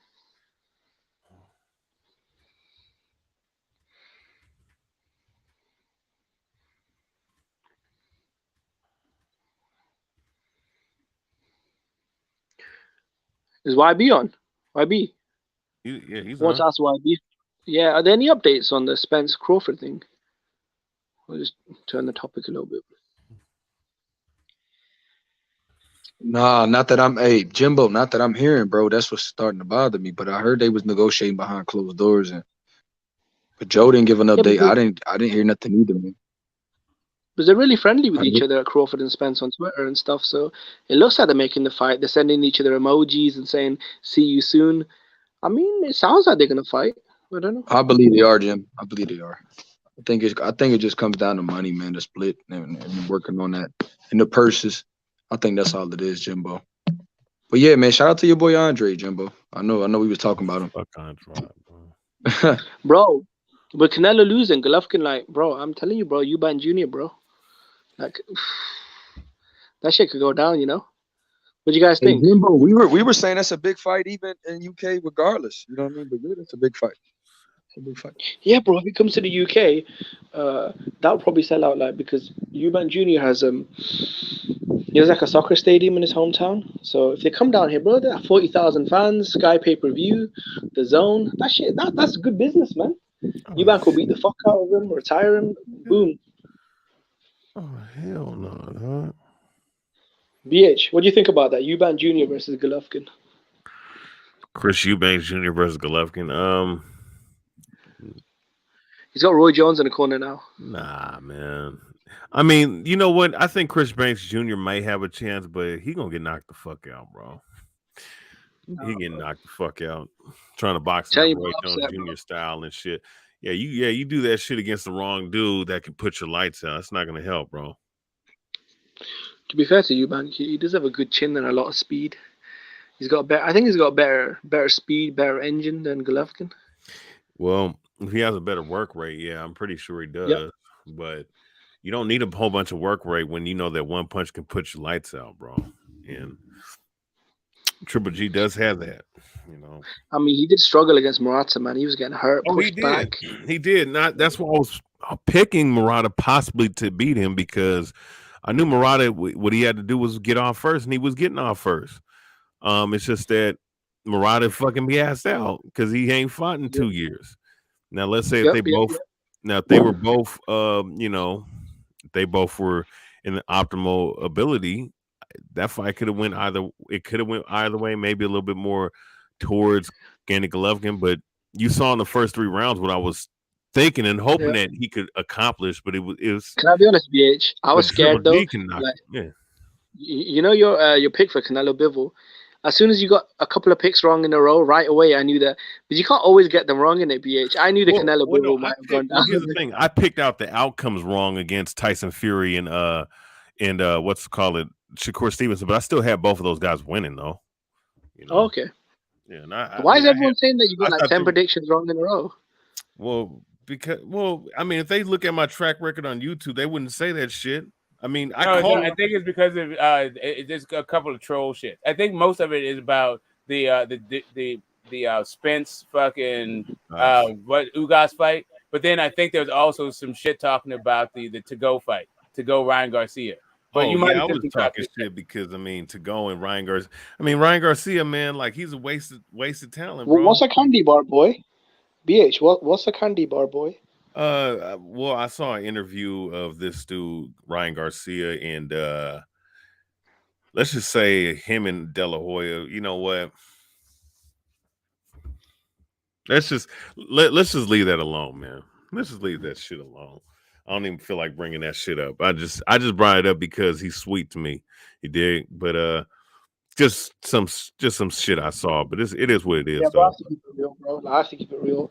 Like Ryan Garcia is cool because he's a good knockout artist and big ticket seller. But I was just trolling about the to go. Did I think that dude had a chance? No, but I was hoping he was gonna do something. But if you gonna look, there's a time when a motherfucker's covering up. That's your time to fucking just throw punches. And the fact that he didn't get him out of there is a little disappointing for me, but he dominated at the end of the day. But I mean, but look, picks, look, it's not easy to predict fights and how exactly it will go. Some fights you could kind of just tell how it can go. Other times you never know how the opposition or the underdog Charlo might Castano? go. Huh? What are your thoughts on Charlo Castano? Someone's not leaving the ring conscious. Somebody go get knocked out. I mean, Charlo could definitely knock out Castano. Castano could knock him out. Castano really should have had a fucking knockdown score because those ropes saved Charlo from fucking hitting the canvas. Yep. But, I'm happy y'all done hating on Andrade around here. yeah, I know Andrade, Brian. Hey, listen, all I gotta say, put some respect on his fucking name. He's a 3-time champion in 2 different weight classes, an Olympian. You know what I mean? Yep. Undefeated historian. Remember that, brother. Remember those accolades. 3-time world champion, 2 different weight classes, undefeated. Yep. Yes, sir. Is it next week though? Is the Charlo fight next week or No, it's is it the week Saturday. after? Oh shit! Okay. There's not been a lot of build up though for this fight. H. We building it up right now. No, but when they do the all access and face off and all that stuff, they didn't do any of that. It's weird, man. This shit's for Undisputed, bro. This should be like a big pay-per-view or whatever. That's why UFC is doing much better, bro. They like the promotion, the UFC they got for the fights, bro. It's the best, bro. The UFC do the best job promoting their fights, bro. Bro, them I'm gonna tell you something. Them fucking the three main fights, 2 of the 3 main fights this past weekend, bro. You had a first round finish, a crazy first round, And then you also had a crazy ass up kick knockout. What's his name? Ferguson. Ferguson got fucking destroyed by my boy Michael Chandler, bro. The promotion. MMA can be more dynamic because you're dealing with different, art forms and whatnot. So just the shock value is going to be there, and if it's an exciting fight, it does cater to this generation because they like the now boxing. Yeah. It can be like that. It's just that you got to put the fucking fights together. Do you remember Tony Ferguson was on this long undefeated streak? Do you remember when Ferguson was on that long unbeaten run? Him and Khabib were gonna fight, but kept getting cancelled. That shit was crazy, man. Yeah, he's done, bro. Really the guys that had the longest undefeated streak, John Jones, Fedor, and John Jones, Anderson Silva, but Silva and Fedor, they dropped off because they got old. Anderson, he outboxed Chavez. Chavez Jr. is a fucking boxer, bro. A former world champion. Who? An MA guy outboxing. He's talking about Chavez Jr. When he lost to Anderson Silva. That's embarrassing, bro. Chavez Jr. is a fucking bum, bro. Now, he was Mexico, bro. When he was young, he was good back in the day. When he was early, you know what I mean? Yeah, he was good. He was Jared Hurd before Jared Hurd came on the scene, bro. This dude was a world champion. He was a weight bully. He walked around between 195 and 205, bro, cutting down to make 154. Bro, he was a bigger star. He was a bigger star than Canelo back in the day. That was for crazy, a second, bro. yeah, and then until people realized how fucking garbage he was, and this motherfucker. This motherfucker got beat by fucking 46-year-old Anderson Silva. Hey man, that dude's a fucking bum, man. Bro, he quit BH. He quit in 3 fights in a row. That shit was embarrassing, bro. He just came for a paycheck, bro. That was it. He showed up for a paycheck. Man, that dude is pathetic, bro. Sergio Martinez gave him a boxing lesson. I predicted he was going to retire after that fight, and he did. And then he comes back like 4 years later to fight Canelo and got beaten that. That dude's just a big for nothing bum, bro. Everything, man. Weight bullying ass, bum ass motherfucker. You saw that he saw that power ain't there when he was boxing with I don't care. Look, I don't care if he's past his prime. He's fucking in his mid-30s. You're getting beat by someone who's in his late 40s, man. You only had 3 boxing matches. He's like Anderson Silva's not his background's Muay Thai, not fucking. Come on, man. Come on with this shit. I love Anderson Silva, bro. That shit was funny as fuck, man. Hey, man, that shit was funny as fuck, bro. That was embarrassing, bro. You know what? He actually had a good career at one point, BH, because he was a champion and he was knocking out some good contenders like Brian Vera and Rubio and guys like that. Andy Lee. Andy Lee was out boxing.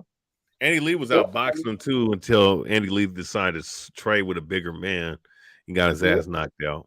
Good for him. That's a great win, though. Because Andy Lee went on to become a champion. No, Andy Lee was a champion, I think, wasn't he? No. It was afterwards. For the argument was narrowed down, but not. I don't know what you're talking about.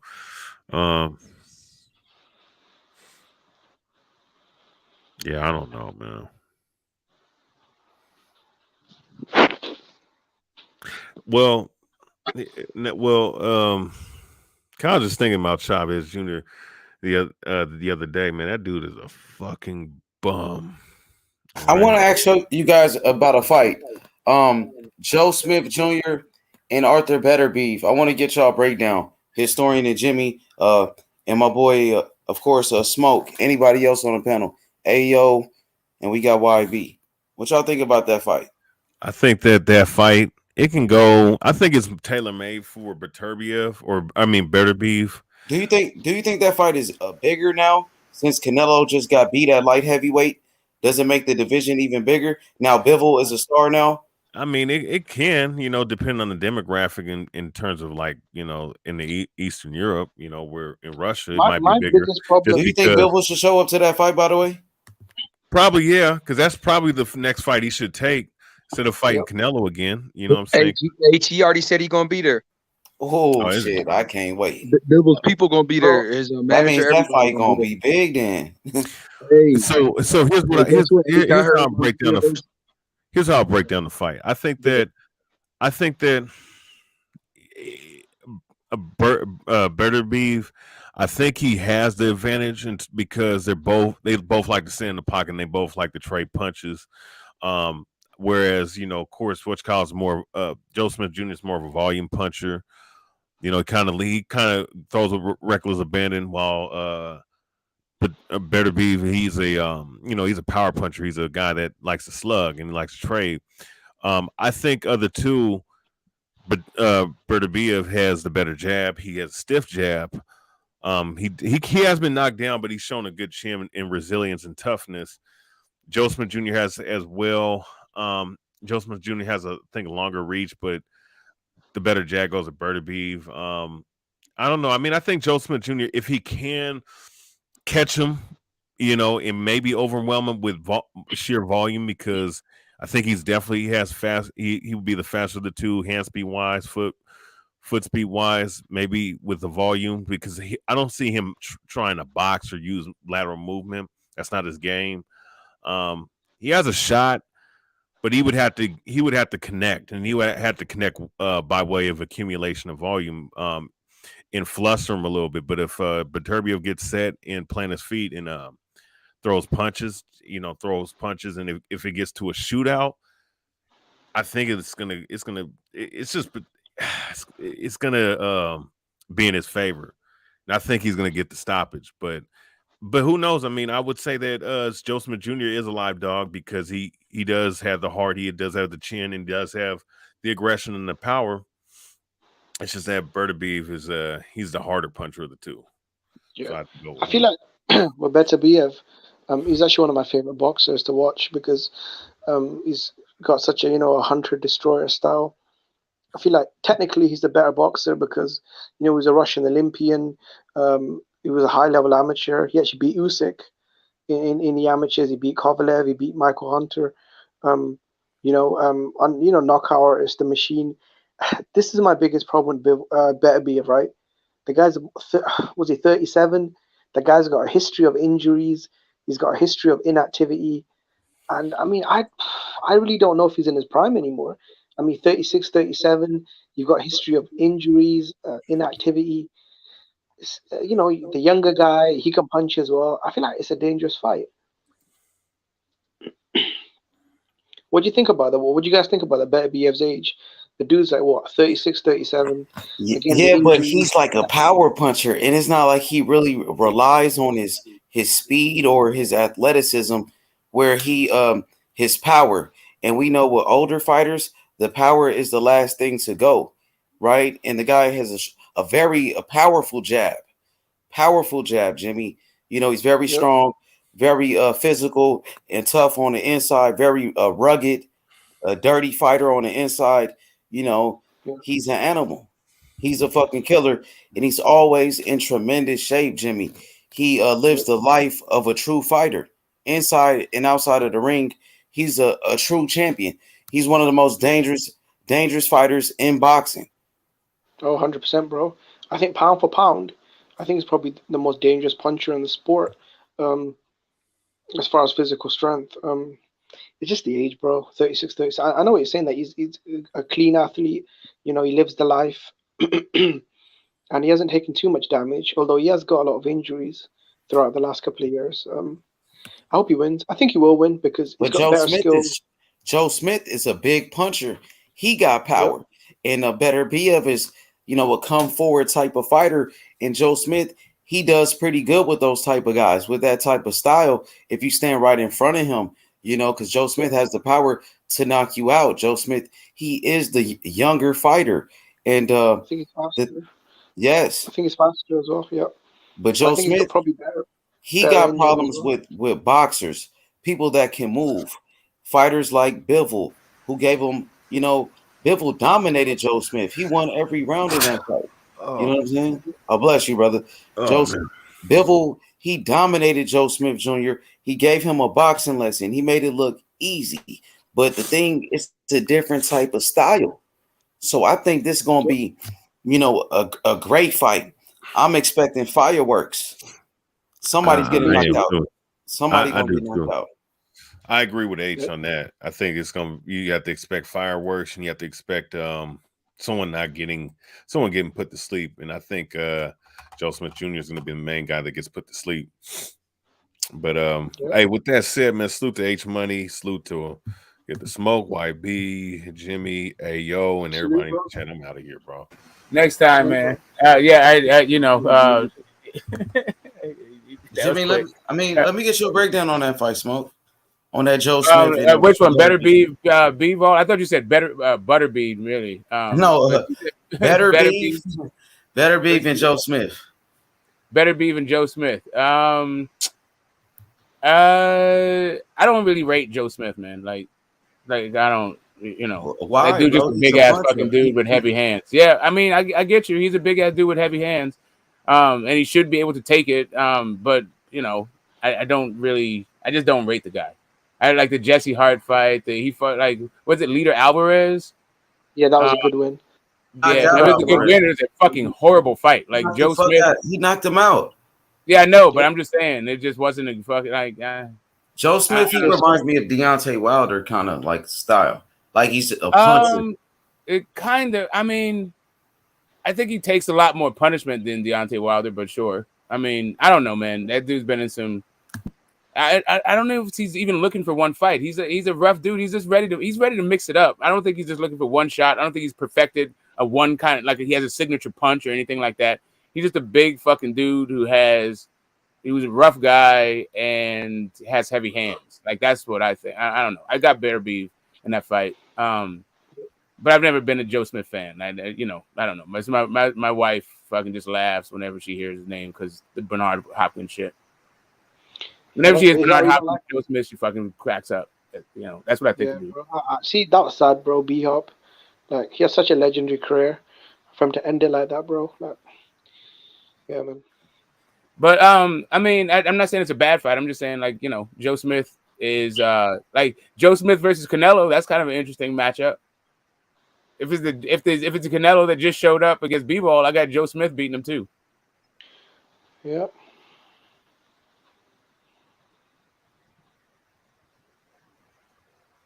But like, yeah, I think Better Beef should knock him the fuck out. I mean, it is, you know, Better Beef is getting along in the tooth. So I mean, Joe Smith he's not a punk. He's not a fucking bitch. Like he's gonna sit there. He's not gonna beat himself. You're gonna have to go in there and get that lump. But yeah, he's just like he's just a lump of a dude. Was it Fanfara? Yeah, I remember when he knocked out Fanfara because Fanfara gave Adonis Stevenson a tough fight, and Adonis Stevenson beat him though. Adonis Stevenson beat him though, bro. I think he dropped Adonis Stevenson, or I think he hurt him. He hurt Adonis Stevenson, but Stevenson put him out though. Yep. No. In the first fight, I think it went the distance. In the rematch, I think he stopped him. Stevenson was a beast, bro. Stevenson was a beast, bro. He has some of his power, bro. He one of the biggest punchers in boxing, bro, for real. He was a great fighter, bro. In his prime. Southpaw, monster puncher. That guy was funny, man. Yeah, man. I remember he knocked out Chad Dawson. He fucked up Chad Dawson, bro. That shit was crazy, bro. What you thought about Joe Smith, his fight with Sullivan Barrera? He lost that fight, right? To be honest, I didn't watch it. I saw the highlights. Yeah, Barrera beat him.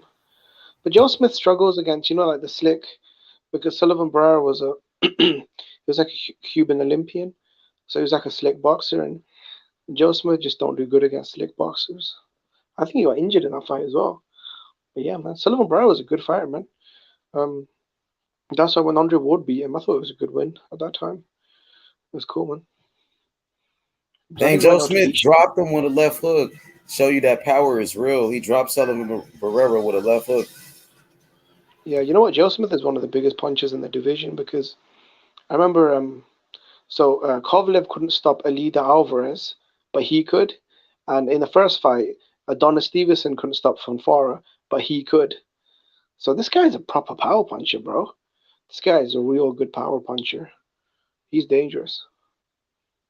It looked like it was a close fight though, with Joe Smith and Sullivan Barrera. Yeah, it was really close. Yeah, at the time, it was a good fight. Joe Smith, his power is real, bro. If he connect, he can knock you out. He can knock anybody out. His power is real, bro. Yeah, bro, he's a younger guy. I think he's probably faster as well, especially at this stage, because he is a lot younger. He ain't got no defense though, Joe Smith. That's true. His defense is terrible, and I don't think he could fight going off the back foot. Now, Beterbiev got a lot of power. Both of them got power. I think it's gonna be a great fight, bro. I can't wait for that one. Light heavyweight is on fire right now. Yeah, hopefully Beterbiev wins, which I think he will. We can finally get the undisputed fight, because Beterbiev and Bivol, man, they've been circling each other for 3 years. I feel like we need to finally get the answer who's better.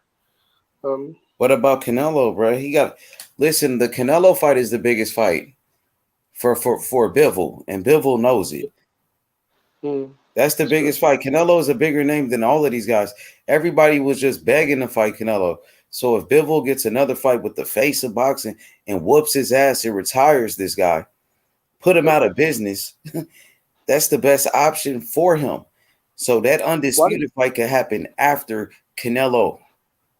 That's what I got to say. Or Canelo could fight the winner. That'd be big as well. Canelo ain't going, bro. Canelo's already making excuses about fighting at 175, bro. Canelo, bro, they were doing a lot of capping, bro. You know, I ain't gonna lie. And a lot of fans, Jimmy, was capping for him. And I'm kind of happy like this shit is over with. All the fanboying for Canelo now, it got to stop. And it's over with. Yeah, bro, he did have a big fan base. Him and all the fanboying was too much. Not did, still does. Don't let guys. You guys feel like the magic of Canelo is finished. He can win this rematch at 175 for Bivol by robbery, and it's all gonna come flooding back. Like, have your moment in the sun. I'm telling you, as hard as you fucking celebrate right now, as soon as fucking Canelo gets this fucking win by robbery, you're gonna be fucking upset. You're gonna be frustrated. I think all these dudes come out the fucking woodwork. It was set up.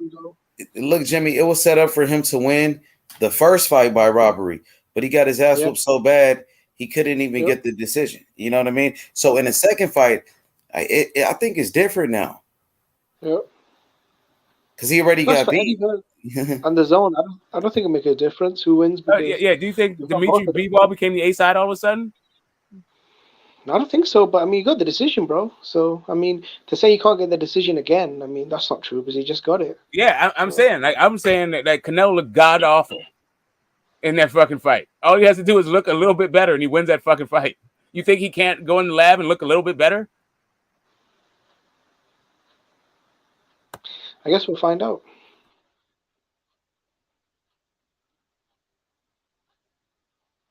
Yeah, but my problem is, bro, like the longer, because if Bivol fights Canelo and beats him again, which he probably will do, Beterbiev gonna be damn near 40, bro. Like, and he's just too young and fast, bro. Canelo's gonna do better in the rematch for sure.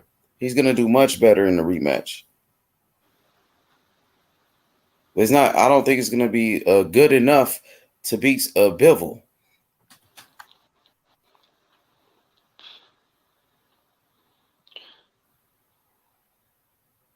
Yep. Who would you say are the top 3 stars in the sport as fan bases? You got Canelo, Fury, and Joshua, yeah? I think they're the big 3. Yep, I think so. And then you got fighters like Tank Davis, Ryan Garcia, Terrence Crawford, Earl Spence. When did Fury, all of a sudden, Fury has a huge fan base because a bunch of people in the UK likes him? The fuck out of here with that shit, bro. Bro, 95,000. He does. Yeah, okay. There's 80,000 for Carl Froch. There's 80,000 for Carl Froch and fucking Grove. Like, they fucking with Fury now, bro. They love him. Right. People love some Fury. Sorry. They love Fury right sorry, now. no. They broke all the It's a nice records. try. It's a Smoke. nice fucking try, but nah, bro. Well, Sell H that knows I'm shit a Joshua somewhere fan. else. Fury, So if I'm Because giving ain't shit to Fury do going in London crazy, on a Saturday night bro. doesn't mean that all of a sudden fucking Fury has this huge fan base. Bro, they bro, going crazy about 95,000 Fury. fans. Hell Smoke. yeah. Just because your whole 95,000 motherfucking country got nothing to do on a Saturday buck night wild does for not Tyson mean that Fury. Fury now has a big Tyson fan base. Fury like a rock star now, bro. Yeah, okay. Okay, why do you get paid All right, 35 million in Smoke? Okay. So if he's not a star, why is he getting paid $35 million? Is he not? Did White I say he wasn't a star? Did I say that? Well, then he is. Then, No, isn't it? no, I Obviously. didn't say that, did I? Well, bro, I don't know. He's getting paid No, I $35 million. didn't say that at all. So when we talk about the biggest fan bases in boxing, we talk about the biggest fan bases in boxing, right? If we're talking about the biggest fan bases in boxing, we have two guys who have a proven fucking big fan base. That is one Anthony Joshua, who's done it time and time and fucking again, and one Canelo Alvarez, who's done it time and time again. You could also say that Triple G has a kind of a fan base, but his shit isn't that fucking big. Bro, Triple G ain't nowhere near Tyson Fury, Smoke. Triple G ain't nowhere near Tyson Fury, bro. I didn't say Triple G was near Tyson Fury. I didn't say that. I said that he has a proven fan base. Tyson Fury, all you're gonna dial up is his last fucking fight in his hometown that also had a hometown dude fighting on fucking pay-per-view. No, that was Dillian White's hometown. Yes, Dillian White's home fucking town is the same fucking hometown as his hometown. It's the same goddamn country. And they both fight on pay-per-view in that country.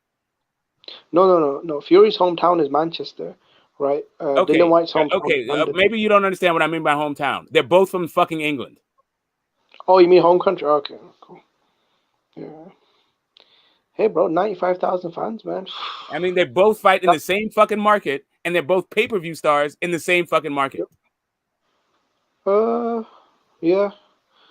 You know what? I feel like at this stage, I feel like Fury is probably a bigger star than Joshua because, I don't know, man, Joshua's market value's kind of been damaged quite badly. The Usyk loss was not good, man, to be honest.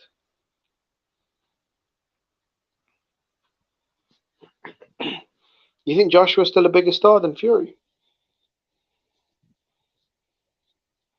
I don't know. I don't know how you guys are measuring it. It sounds like you guys are doing this by like power rankings because the last guy to have a fight that was big was Tyson Fury. Does that mean all of a sudden it erased all those big fucking crowds that AJ's been doing for years? Like that's what I don't like. Did people just forget AJ because Usyk beat him? They now don't know the letters AJ. Now it's Big Femi again.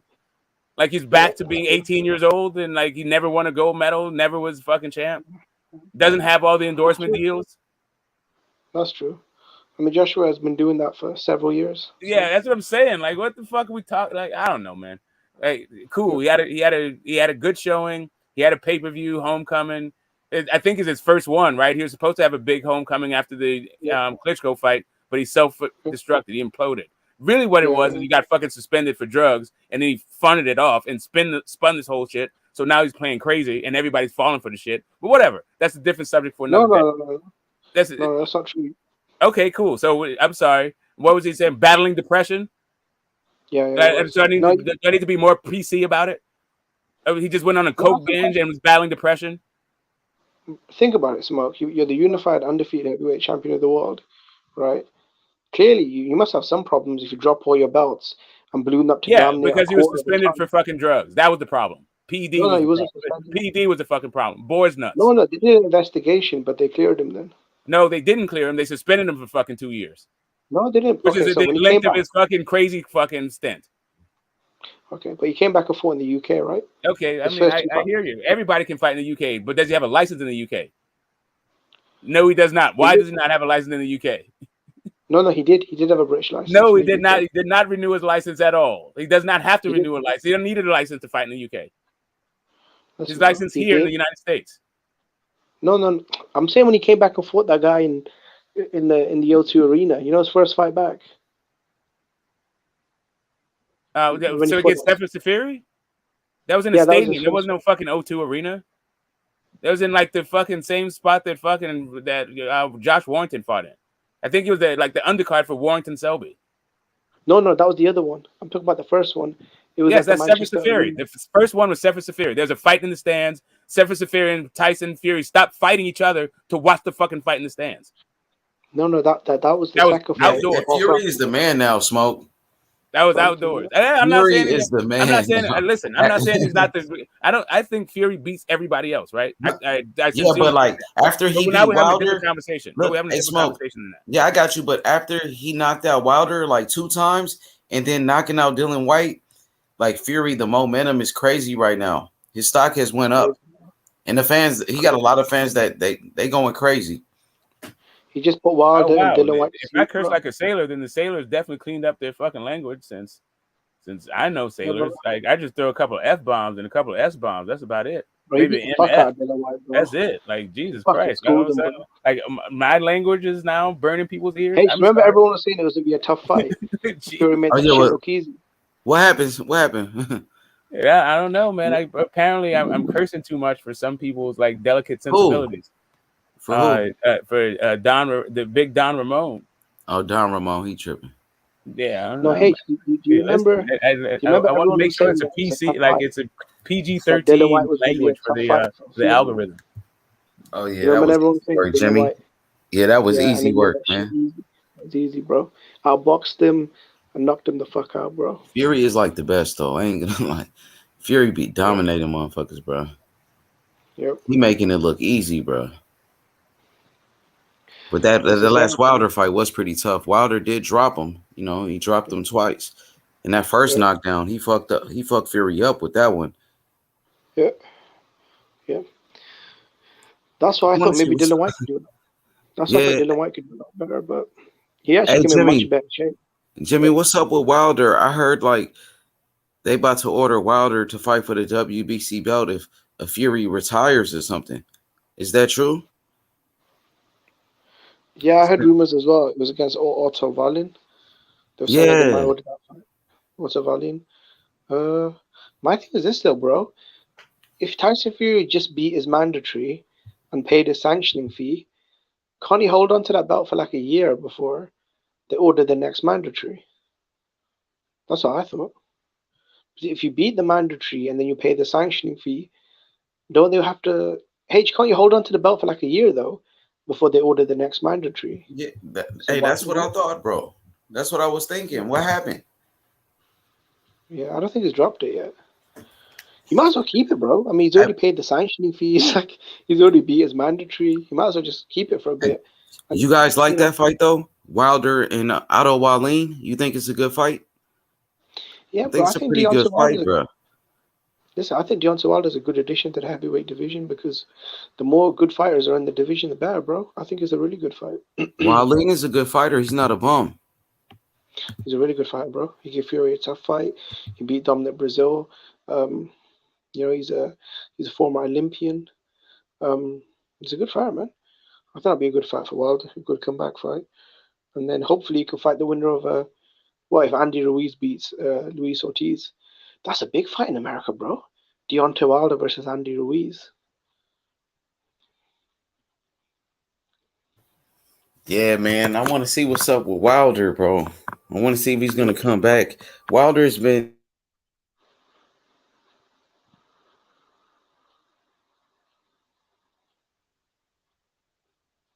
You cut off, H? You still there? Yeah, I'm here. My bad. But I said... Wilder has been very quiet, bro, since Fury knocked him out. He's probably just resting, enjoying life.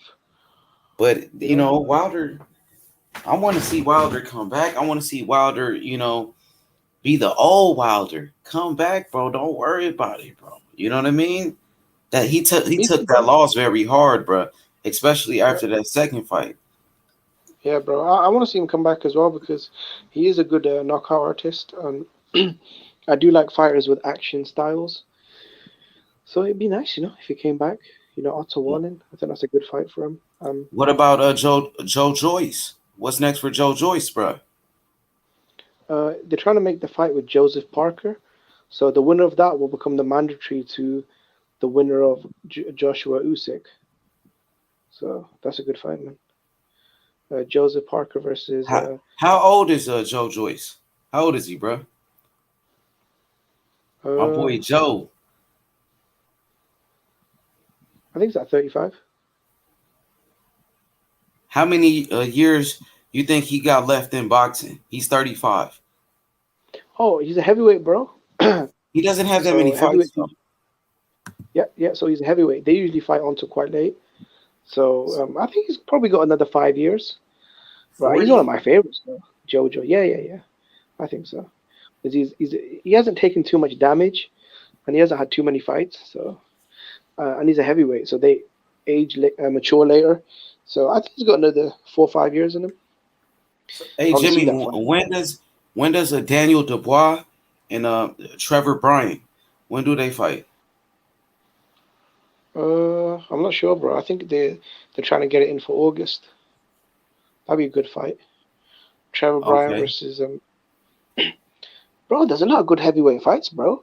You got there's a lot of good heavyweights in the UK, man. Like, I appreciate the UK fighters. I hear a lot of guys taking shots at the UK, and I mean I never do that, Jimmy, because I respect those fighters like Lennox Lewis, Prince Nassim Hamed, Frank Bruno. You know what I mean? Nigel Benn, Chris Eubanks Sr. You know, some of those guys, yeah, some of them no. Like, I'm iffy. It's just fighters, and I'm like the same way with the American fighters. Right? I don't sit around saying like left hook Lacey was the man. Like, I don't, like, whatever. If you're not, I don't think he was a good fighter. That's what I'm saying. Like, I will say the same shit. I don't think fucking Dylan White is a good fighter, and I don't think Jeff Left Hook Lacey's a good fighter.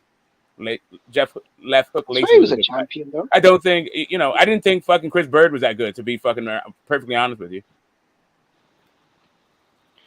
Yeah, it depends, he was good, bro. He was good than a motherfucker. He was so good. He started off at middleweight. He was a middleweight, bro. Moved up to heavyweight. I got it. And a two-time champion. I hear it. And he lucked up at the era that he was in. He's in one of these dudes that lucked. No, sorry, David Tua knocked him the fuck. No, Ike Beabucci. That's not his fault. Yeah, that was Ike Beabucci. They knocked him out. But anyway, my point is, I didn't think the dude was fucking very good. I think he beat the fuck out of David Tua. Yeah. I mean, that's cool. Like, I didn't think David Tua was that good. He was all right. Bro, is he coming back though? Now, David Tua was a good fighter. He was all right. Like, he wasn't that good. No, he wasn't. He was all right. But he was in the era with guys like Lennox Lewis and Mike Tyson. Is he coming back though, Chris? He didn't shit in that era, except for getting beat by fucking Chris Bird, like get beat by Ike Beabucci, and get beat by like Rockman, and get beat by like whatever, dude. He was all right. I don't remember, but people big him up though. They give him a lot of respect. He was all right. I mean, just because they really liked Mike Tyson, and he fucking wore the same trunks and didn't wear shoes, didn't wear socks and shit, like whatever. Or that's what they liked about him. They liked his style. Okay. He was a power puncher. He was a discount Mike Tyson. He was knocking people out. Yep, and he was a good fighter. He had a very good chin too. Right. I'm just saying, like I'm not going crazy over fucking David Tua, right? That motherfucker. He was in some wars, bro, with Ike Beabucci. You know what I mean? So I'll put it like this: I give David Tua way more fucking props than I give fucking Jeff Left Hook Lacey and fucking Dylan White. Way more fucking. I mean, Dylan White was he's a good fighter. Dylan White is a warrior. I respect him as a warrior, bro. He never was a champion or anything like that, but he's a tough fighter. He's a good fighter. You got to go in and you got to go in and beat Dylan White. Dylan White's not going to lay down for anybody. He's going to stand his fucking ground. He's going to throw his shots. Like, he is also not a punk, but he also did some punk shit outside the fucking ring. But inside the ring, he didn't fucking back down from anybody. You're going to have to go knock that dude out. He's a good cool. Like, I can give respect for his. Also, I think he. Yeah, but I respect those fighters though. To his boxing skills, like after he changed trainers, and he became a little bit more of a boxer, and like paid attention to his craft. And I liked his development along his boxing lines too. Like, I can say, like, I can tell you what I like about the dude, but at the end of the day, I don't think he was fucking very good. Period. No, you don't get the kind of. But I like the heavyweight. You do get that kind of resume when you're not very good. Yes, that he has a resume of a guy who's not very good. But it's better than Deontay Wilder's, though. And no, his resume is not better than Deontay Wilder's. And also, Deontay Wilder has that's the difference between a Hall of Fame resume and a resume of a guy who's not very good. If you need to understand this, take a look at Deontay Wilder's resume and take a look at what's Wilder's best wins and what's Dylan White's best Dylan White. See, when you look at resume, when you look at Let's go resumes, 3 you by look at the 3. entire What's thing. Wilder's best 3 wins and what's Dylan White's best 3 wins? So when you look Let's at just keep the it entire 100% resume, neutral, yeah. okay. So when you're looking at resumes, Look, you're neither of them you're are that looking. deep, So let's here's be the thing: honest. when you're looking at resumes, you're looking at win, losses, and draws, not just wins. Right? You're looking at the entirety of the thing. So when you're Well, they looking both at lost to Fury. right? So only one of them fought Klitschko, and only one of them fought Povetkin. So, right, I mean, you're it is what it is, correct. right? Right. So you're looking at all wins, losses, and draws. Right. So like I don't know what only one fought Povetkin is if Povetkin is like the end all and be all of a fucking he resume. beat Alexander Like, Povetkin, okay, I'm Joseph sorry. Parker, Hold up a second. and How Oscar many times Rivas. has Povetkin got Are they knocked better out? wins than Stavern, Hold up a second. Luis Hold Ortiz, up a second. and How many Ariola? times was I'd say yes. was Povetkin knocked I'd out say yes. before I'd say White yes. fought him? Just once by Anthony Joshua. Okay, It so took what Joshua happened like in that. the Bro, okay? it So took what happened in the Joshua Vladimir 10 Klitschko rounds. fight? So what Bro, happened? no, it went the distance. What happened in the Vladimir It went the Klitschko fight? distance. That a fucking wrestling match happened, bro. For 12 rounds. Okay. Mhm. That's what happened, bro. Yeah, Okay, Klitschko beat him, so bro. right, That was so a right, fucking so knocked out yeah. by a 40-year-old Povetkin. But And that's all supposed to be like all it's cool. yeah, but I feel like right now the UK got some good heavyweights, right? And like I do respect guys like Carl Froch. You know what I mean? Yeah, I do Carl Froch is respect a those fucking type of man. Yeah, guys. I totally respect fucking Carl Froch. So I respect Yeah, I got a the lot of fighters respect that's for coming out of there. I even like Michael Watson. I like Joe Calzaghe. I think Yeah, Carl and Froch would have right been I now, like Ricky best. Hatton. but right now, Like, I like the heavyweights. I like the heavyweights that's coming from the UK, starting off with Tyson Fury. I like Joe Joyce. I like who else I like? I like Daniel Dubois. I like Dubois a lot. I like Dubois. I like Anthony. What Joshua's good. You know, he's a good fighter. I'm sorry, bro. Like at some point, you guys got to stop with the fucking bullshit. So Chris Bird beats Evander Holyfield, and he's a beast. But when I say Vladimir Klitschko didn't fight fucking Holyfield, it's because he was too old. Like, what the entire fuck are you guys talking about? Did I say anything about Chris Bird? I didn't say shit about Chris Bird. But Okay, Chris cool. Bird, I just want to make sure. I heard Chris Bird was a fucking Chris man and how Bird, he came up from middleweight. Chris Bird beat and the all this old other shit. Holyfield. Chris Bird beat the old ass Holyfield. Oh, okay, cool. So, like, when we're talking about the fucking legend of Chris Bird, we understand that his best win was a fucking Evander Holyfield and Vitaly Well, Klitschko, the David Tua fight too, though. Is The he David former? Tua Wait, was a did he good beat win. Vitaly Klitschko? David Tua That's what I wasn't said. old. I just said Vitaly Klitschko and Evander Evander Holyfield. Holyfield. And David Tua. Yeah, David Bro, Tua Okay, was so a good which win. one of those guys are not in the Hall of Fame? But it was a good. It was a So good which guy's win. not in the Hall of Fame? Vitaly Those are some good Klitschko, wins, eh? Evander Holyfield, or David Tua? Yeah. Which David one is not in Tua. the Hall of Fame? David Thank Tua. you. Thank you. Like I said, his best 2 wins are Evander Holyfield and Vitaly Klitschko. Yeah, just by the name, but at that time, David Tua was young, though. He was I like, understand David Tua is yeah. a good fighter, but that is not his best wins. His best wins are those 2 dudes. Yeah, Vitaly Klitschko. Yeah. Yeah, but the Klitschko win was just because the dude got injured. He was losing the Yeah, whole I fucking know. He's fight. getting his entire fucking ass whooped. Yeah, he was getting fucked up, bro. Yep. He's getting his ass Klitschko beat. blew out his shoulder.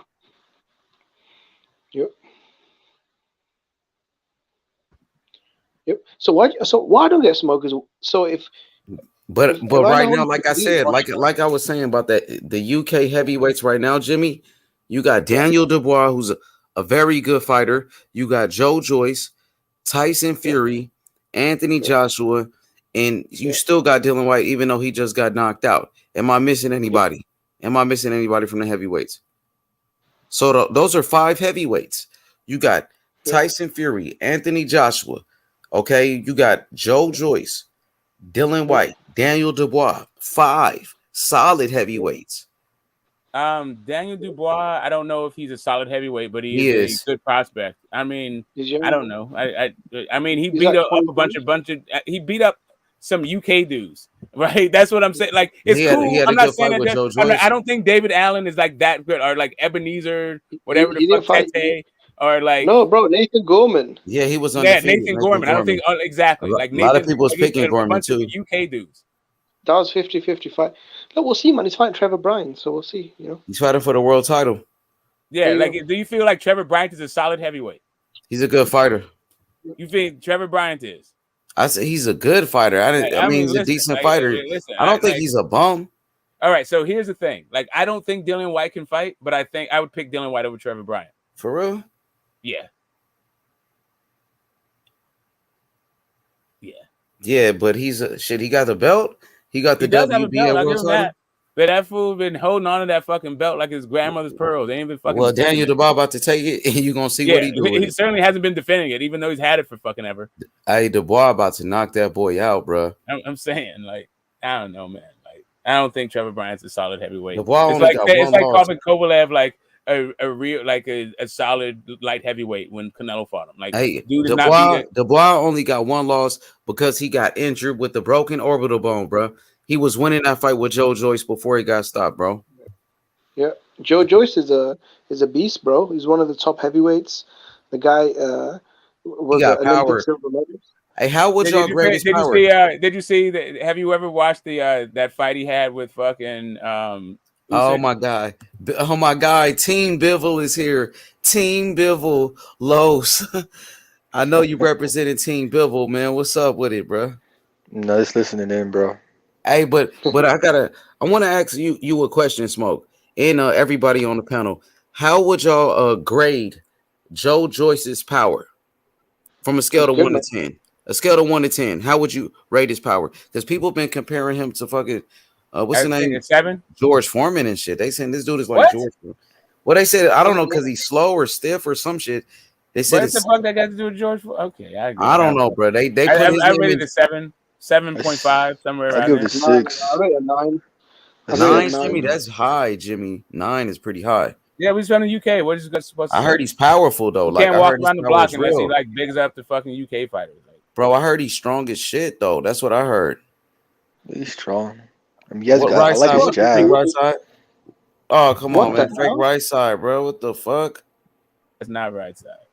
I like his Damn, bro. jab, but That I like shit a is 6. crazy. What happened? That shit is crazy, bro. I don't know, little kids got nothing better to do. Because I'm not even looking at my screen right now, so I can't Someone see. just started playing porno. Oh, That's crazy. Shit.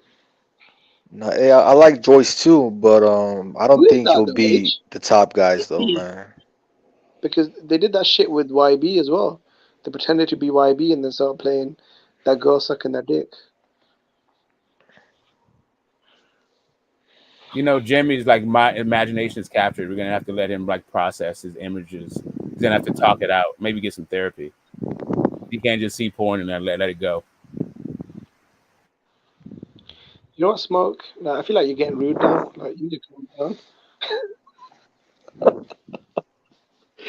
No, it's crazy. I'm sitting here talking about boxing, and out of nowhere, I'm just seeing this girl getting fucked. Jimmy, leave that shit alone, man. Don't even talk about that shit, bro. Let's get back to boxing. What we was talking about, bro. Yeah, bro. I'd rate a 9 out of 10. I think the guy's a really big, strong guy because everyone he sparred and fought. I mean, he's fucking a monster, man. I know that Usyk was definitely hitting harder than him when they fought. Yeah, that was like 10 years ago, though. To be honest. That wasn't fucking 10 years ago. That shit. Yeah, you keep trying to slag this fight off. Like first it's like it was in the amateurs. They weren't in the amateurs. Now it's 10 years ago. Like, come on, bro. No, it wasn't the amateurs though, Smoke. It was not. The World Series of Boxing is not an amateur. There's not an amateurs. The World Series of Boxing is a professional fucking fights. All right, man. It's like in between. It's like there's no in between. There's only paid and not paid. They're not wearing headgear. There's not fucking like it's not like international judging and all that shit. The 10-ounce gloves. I don't know, man. It's whatever. It's like amateur. It's like a semi-amateur tournament. Whatever. It's just not amateur. That's all I'm saying. Like the motherfuckers are getting paid. This is professional fucking. It's not pro though. And also, anyway, my point is, Usyk was hitting harder than he was. I'm looking at Usyk's power's never been on fucking 10. Nope. I'm looking at box rec. Nope. No, it's not on there. Okay. Yeah, it's not on there at all, under amateur or pro. But it still happens. So. Okay, bro. I mean, look, man. Okay, cool. I'm just saying. Anyway, the whole point is, the point that I'm making is fucking Usyk was hitting harder than him, and Usyk's power is not 9. It's not 9. It's not 10. I mean, look. I think he's a big puncher. I mean, the guy's got like a 95% knockout ratio. And he's for knocked out pretty much everyone he's fought and everyone he's sparred. Keeps telling how big of a punch. Fury said that he's a massive puncher, and they've sparred. So man, I think he's a big puncher, man. Yep. So I think if he hits anyone, I heard he was strong though. I feel I like heard he was strong as fuck. I like, but strong and a power puncher are two separate things, right? Like you can be a strong dude. We're talking about rating his power, not rating his strength. But you saw how he knocked out Bermain Stavern. He just knocked out Carlos Takam. You know what I mean? The dude is a big puncher though, Smoke. Yeah, I mean, big puncher. Ian Lewison. Yeah. Ian Lewison, Rudolph Jotic, Donnie Palmer, Linroy Thomas. Let's see. How many of these dudes have never been knocked out before? Let's take a look. Ian Lewison been knocked out before? Yep.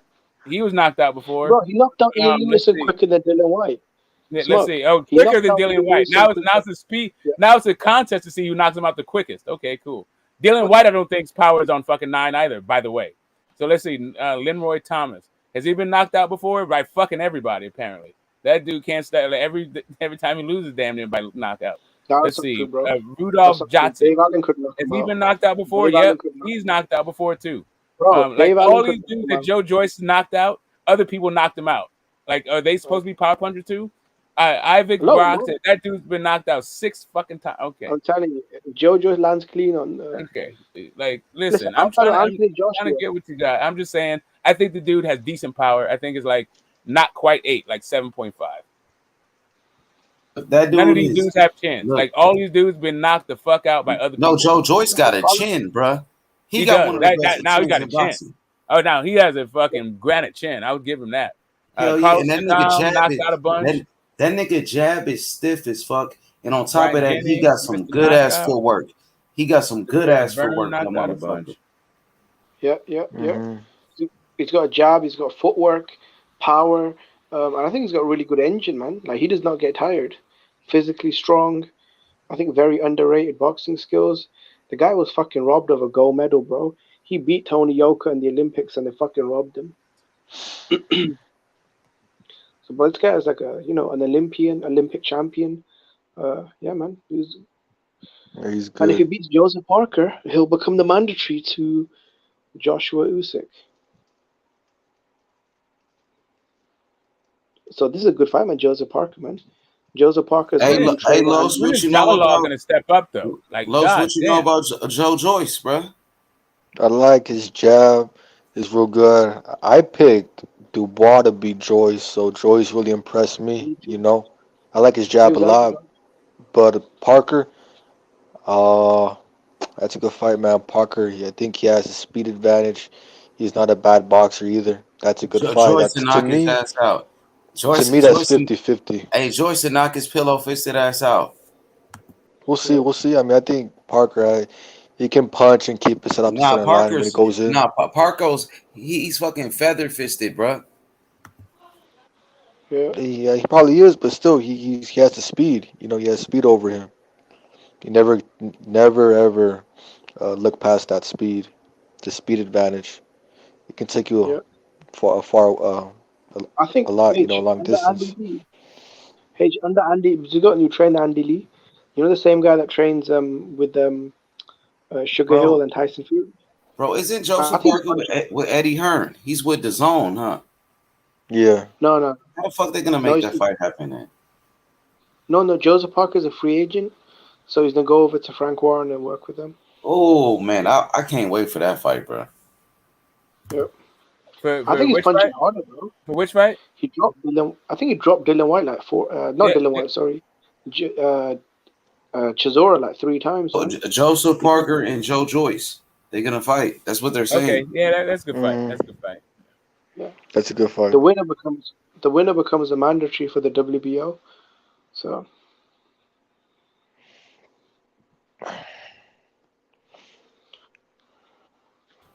Yo, Lo, so who you got in this fight with Joe Smith Jr. and Arthur Beterbiev? You know what?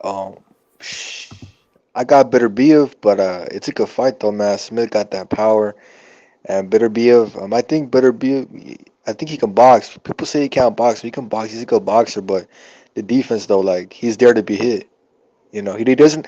Beterbiev doesn't have bad defense, but like, I mean, the 1-2 can get past that guard, man. You know, so Smith has a chance. I got Beterbiev. The fight, I think, will go the distance though, because Smith is a tough ass motherfucker. I think Beterbiev getting a bit old, so he can't. I think his injury might not be the same as it was in the Gosdick fight, you know, and fights before that. So I think Beterbiev by decision. I think he'll win the fight off his boxing skills, you know. The people are expecting it to be, you know, either guy gets knocked out and shit like that. No, I think Beterbiev will win it by his skill, you know. I don't see much skill in Smith Jr. To be honest. Does Smith Jr. does he remind you of like Wilder a little bit? Well, just a lot of power and not that much skill. Yeah, yeah, I would say so. They're both tough though. They're tough, you know. So it makes it a hard fight. They both got heart, you know. That's what makes it hard. The power and the heart. So yeah, And what you think about chins. Wilder? What should be next for Deontay Wilder? Do you think he should retire, or do you think he should come back? He should come back and fight Ruiz. They're both PBC. Fight Ruiz in Los Angeles. It'll be a big fight. After that, try to get Adam Usyk, AJ. You know, if Fury retires, get that belt. I mean, they're saying he should fight. Okay, if Fury really retires and gives up the belt, I think Wilder versus somebody for the vacant. Who? Who was it for the vacant? Wilder and who? Uh, Otto Wally. oh yeah, Otto Wallin. That's a weird fight. That's a weird fight. That's weird. But I don't know. I mean, I think Wilder beats Otto Wallin, but I mean, I don't know. Shit, Wallin ain't that bad. He's actually decent. He's a I good like his boxer, man. movement. Yeah, I like his movement. You know, I Yeah, he's remember got I the seen him. skills. Yeah, I seen him fight Dominic Brazil, and I'm not saying Brazil is no Wilder, but still, I mean, he kind of impressed me with Brazil. You know, he was moving pretty good around the ring. He's solid. He's a solid boxer. He has good footwork, decent combos, but no, I think Wilder knocks him out. Yeah. But I have a feeling Wilder's gonna retire though, cause he ain't doing shit. Like he hasn't said anything, so I don't know. I mean, he was saying he was going to Peru to He do hasn't that. been training. Like you know what I mean? Like he Yeah. hasn't been in the fucking gym at all. Like or he doesn't show that he's training. Like he's trying to come back. You know. So I usually think when he's you gonna see a fighter retire. like trying to come back, they'll be in the gym. You know, doing some shit. So Los, Devin Haney and George Kambosos. Who's gonna win that fight? Break it down. Oh, that's easy. That's an easy ass fight for me to pick. I got I got Devin Haney embarrassing Kambosos, man. Embarrassment. Yeah. Might be a fucking shutout, man. Devin Haney might jab that motherfucker's eyes until he can't see, and you have to stop the fight because it's bleeding. I think it might be You that know dude. what? Count Bose's head is there to get jabbed, and Devin Haney has one of the best jabs in boxing. I've been saying it. Yeah. And then those fighters, those orthodox fighters with short arms, they're straight up and down, conventional. Those fighters, those are the type of fighters Devin Haney does the best against because he can land that jab all fucking night. And plus, Count Boses can't cut off the ring. I was watching that Mickey Bay fight, Lee Selby fight. Man, Count Boses, he looks confused when he's fighting a mover. So that's an easy ass fight for me to pick. Devin Haney, man, that's easy. I'm I'm more confident Devin Haney beats Kambosos than I was in Bivol beating Canelo. So I'll say that.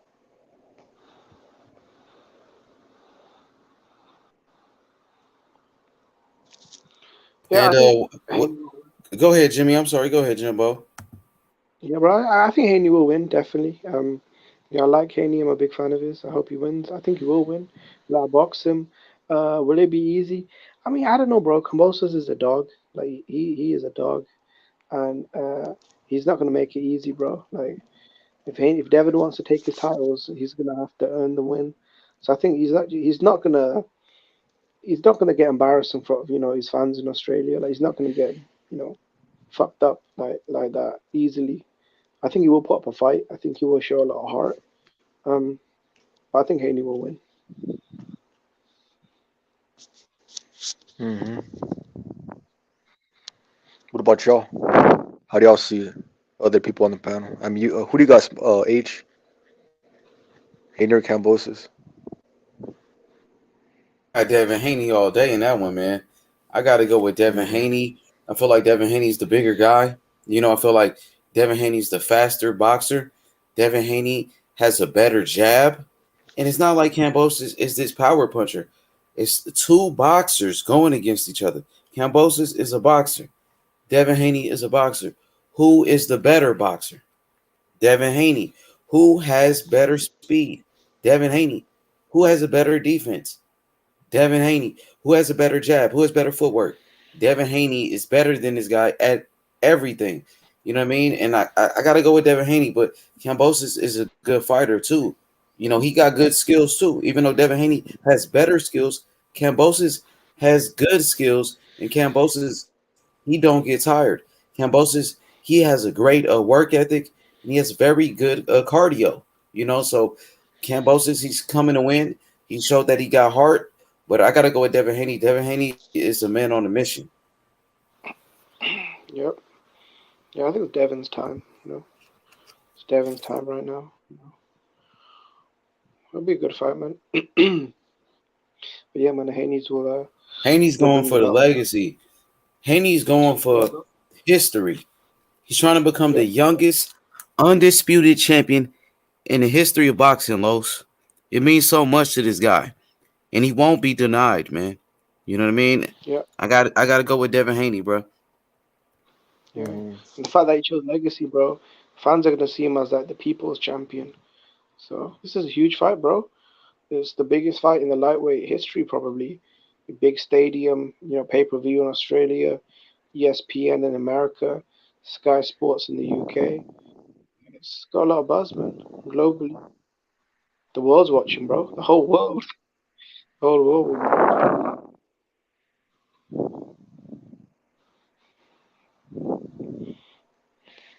Hey, you know, I reckon, you know, the live stream that you do the live show for Haney Kambosos, but I think that's gonna break the records, bro, for your viewing figures.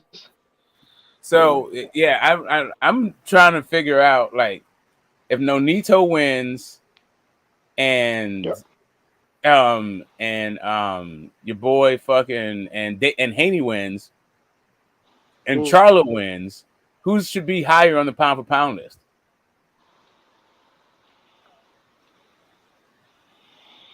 What's a better win? I think Monster's the better win. Yeah. Yeah, because he's highest on the pound for pound list. He's above Castano and what's his name, Kambosos. Yep.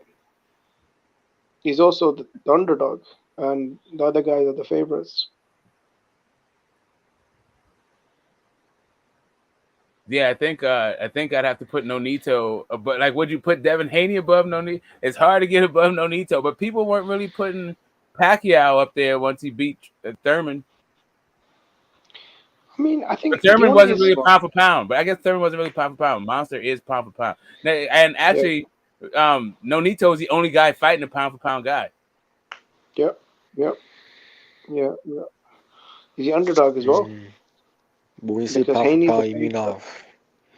When you say pound for pound, you mean off resumes? I'm saying like Monster anyway right now is a pound for pound guy on like most pound for pound lists, right? Yeah. Okay, all the big ones. Okay. Yeah, so like Ring Magazine, Box Rec. Because I got ESPN, Transnational. In my pound for pound list, I got Castano at barely at number 10.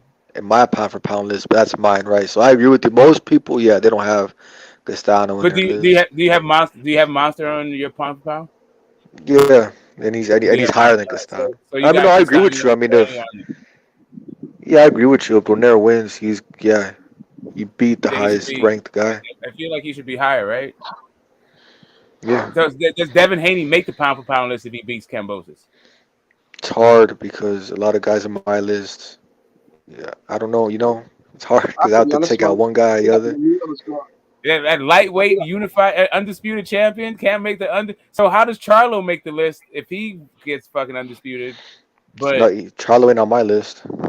No, but I'm saying if he gets undisputed, I'm saying if Charlo wins, like you got Castano on there already, so Charlo would beat a pound for pound guy on your list, right? So Charlo would be on the list, but the undisputed lightweight champion would not be on the list. No, I would definitely put Devin Haney over Charlo on my list if it came down to it. I mean, dude, he's 10 fighters. I mean, not all of them can be in this small 10 list. And no, I mean, I got you. I mean, I'm not trying to get into it. No, but if it came down to it between Charlo and Devin, I'm definitely putting Devin over Charlo. I mean, Devin got way more skills. Even though you don't have Kambosos on your pound for pound, but you do have Castano. Yeah, because I go off skill. My list is about skill. You know what I see in a fighter. That's what I go off. You know, I mean, there's different. I mean, I could make one about resumes and shit. No. I mean, I get you. No, yeah. It's not that big a deal. I'm just, it's just like having a conversation about like fighters and ranking them and shit. It's to me, it's very hard. Like, go ahead, Jimmy. No, I'm saying who's got the biggest task for me? I think it's Nonito, because I think Haney and Charlo, they're the favorites over who they're fighting, and obviously Nonito's a big underdog. So I feel like he'll probably have the toughest obstacle. I feel like I gotta put if Nonito beats Monster, I feel like I gotta put Nonito over Canelo. I feel like I gotta do it. I don't know. I mean, it's your list. It's your list. But I wouldn't do it. Like Canelo, to me, how far did Canelo slip? Like especially because I have skills too. I don't have skills as the only thing, but it is a large portion of it. I got like skills like 70%, like 60 or 70%, somewhere in between there, right? You're only as good as your last fight, Smoke. You're right. I mean, look, I'm a big Canelo fan, but look, you're only as good as your last fight, and I'll be honest, man, he looked fucking garbage, man. Yeah, man, that was a terrible. And I'm not just talking about what Bevo did. I'm talking about what Canelo didn't do. That didn't have shit to do with it. Yeah. So I'll say this: if we're going strictly off resume and accolades, 100% off that, Canelo to me still number one, right? Him or Usyk. But if we're going off skill sets, just purely off skill sets, Canelo to me, yeah, he dropped down a few points. I'm not gonna lie. Maybe two places. So for me right now, off skill, he's like number 7 or number 6 off skill right now. Before he lost to me, bro. Before how do you get top 10 in skills when you can't make adjustments? How do you even get? I mean, dude, he's still skilled, bro. Okay. But, I mean, okay, let me tell you, like knocking dudes out that can't fucking deal with them. All right, if you can't make adjustment, Smoke. Let's do this. Right? Smoke. Let's do this. He showed not the ability to adjust. He's shown it before. No, I'm talking about what I'm saying is in this one fight he's got exposed for his lack of adjustments. Now we can see that this dude hasn't made adjustments. When's the last time you seen this dude make an in-fight adjustment? Okay, and that's why he's number 6 or 7 in my list. I'm just saying, like, how do you even get in top 10 if you can't do this? Like, I bet 10, you can name 10 guys that make in-fight adjustments that are just as. All right, go. Okay, go. When he was fighting Golovkin. Okay, cool. I mean, I can name 6. I can name 6. Okay. And I'm saying these guys are not even in my pound for pound list, right? All right, go. Jerome Boots Ennis can make in-fight. Come on, bro. Okay, right, but I've seen this guy. So I've seen Jerome Boots Ennis. I've seen this guy. Adjustments against 140 Germany. Okay, great. I'm saying that I've never seen this dude. So my question to you is, when have you ever seen Canelo make crazy, bro? Canelo's in his 4th win. Hey, we gonna say that Boots beats Pavon or what? Hey, Smoke, who wins? Division. Have you ever seen Canelo make an in-fight adjustment? Like you're making adjustments against a fucking. Okay, has Canelo made an adjustment against anybody? Yeah. Plant. Okay, I can name an adjustment he made against Plant. If I want to break it down, okay. So all right, cool. Let's boxing Plant. Even if you feel like let's break it down. I mean, I thought he was losing the first. Okay. All right. Well, hold on. Okay, so he was losing the first 4 rounds, in my opinion, to Plant. What he started to do was he started to kind of deceive his distance, where he would use his head movement. Okay, think of this. You know how Mayweather would use the pull counter, where he would kind of put his head in the same distance as his front foot, right? To kind of deceive his opponent so he can bait his opponent to punch and he would step his head back and then counter them. Well, Canelo would use that same concept, but he would use it against Plant, and he would make Plant overextend on his jab. So Plant would jab, he would overextend on it because Canelo would push his head back, and then Plant would be out of position. Then Canelo would get under Plant's jab, and then he would step in and cut the distance. And then maybe he'll throw hooks to the body or whatever. But that's how he got Plant to the ropes. He got Plant to the ropes like that. And he didn't start doing that until round 5. That's one adjustment I see from Canelo when he fought Plant. Because, yeah, like I said, Plant was beating Canelo. That's all I need to hear. That's all I need to do. We can move I'm past this trying to conversation. question now. Like I'll go back. I don't know what the fuck you're talking about, but I haven't looked. I wasn't looking for it. So I'll go back and see if I can see the subtle adjustment that he made that turned into him winning the fight. Yeah, Los gave his opinion. I'll answer your question now, right? Yeah. But even if you feel like he lost the Arizlandi Lara fight, in the first couple of rounds, he came out, he tried to outbox Lara. He failed miserably. What did he do? He started hunting Lara down, body shots. He started trying to cut the ring off, pressure tactics. He went from trying to outbox Lara to a baseline pressure fighter. I think that is in-ring adjustments. He clearly tried to outbox him. It wasn't working. So what did he do? Hunting Lara down, body shots, uppercuts. Like I thought he made some good adjustments in that fight, even if he felt like he didn't win the fight, which was a controversial fight. A lot of fans feel a lot of different ways. I thought he beat Lara. A lot of fans feel different, but I thought to me that is what you just described as a guy who was prepared to fight one way and then got frustrated and reverted to the way he fights. That's not true. That's adjusting though, bro. Like you adjust. That's not adjusting. That's reverting. That's not adjusting. Like adjustment is when you see what the opponent is doing, and so you make an adjustment to what you're doing in order to negate the success that the guys having. No. All right, Smoke. Let's do this. Let's do this.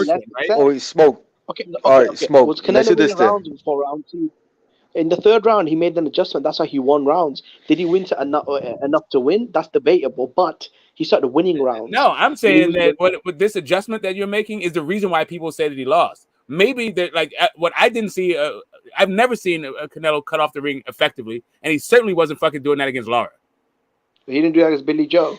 When he had Billy Joe on the ropes and hitting him with body shots. Yeah, whatever. I mean, like Billy Joe was not fucking like Lara. Look, let's scratch. Okay, let's scratch this. But Smoke, let's do this now. I want you. Wait, Smoke, hold up. So name me 6 fighters, right? 6 fighters that are proven at the world level. Ask me that same question, Los. All right, H2. So name.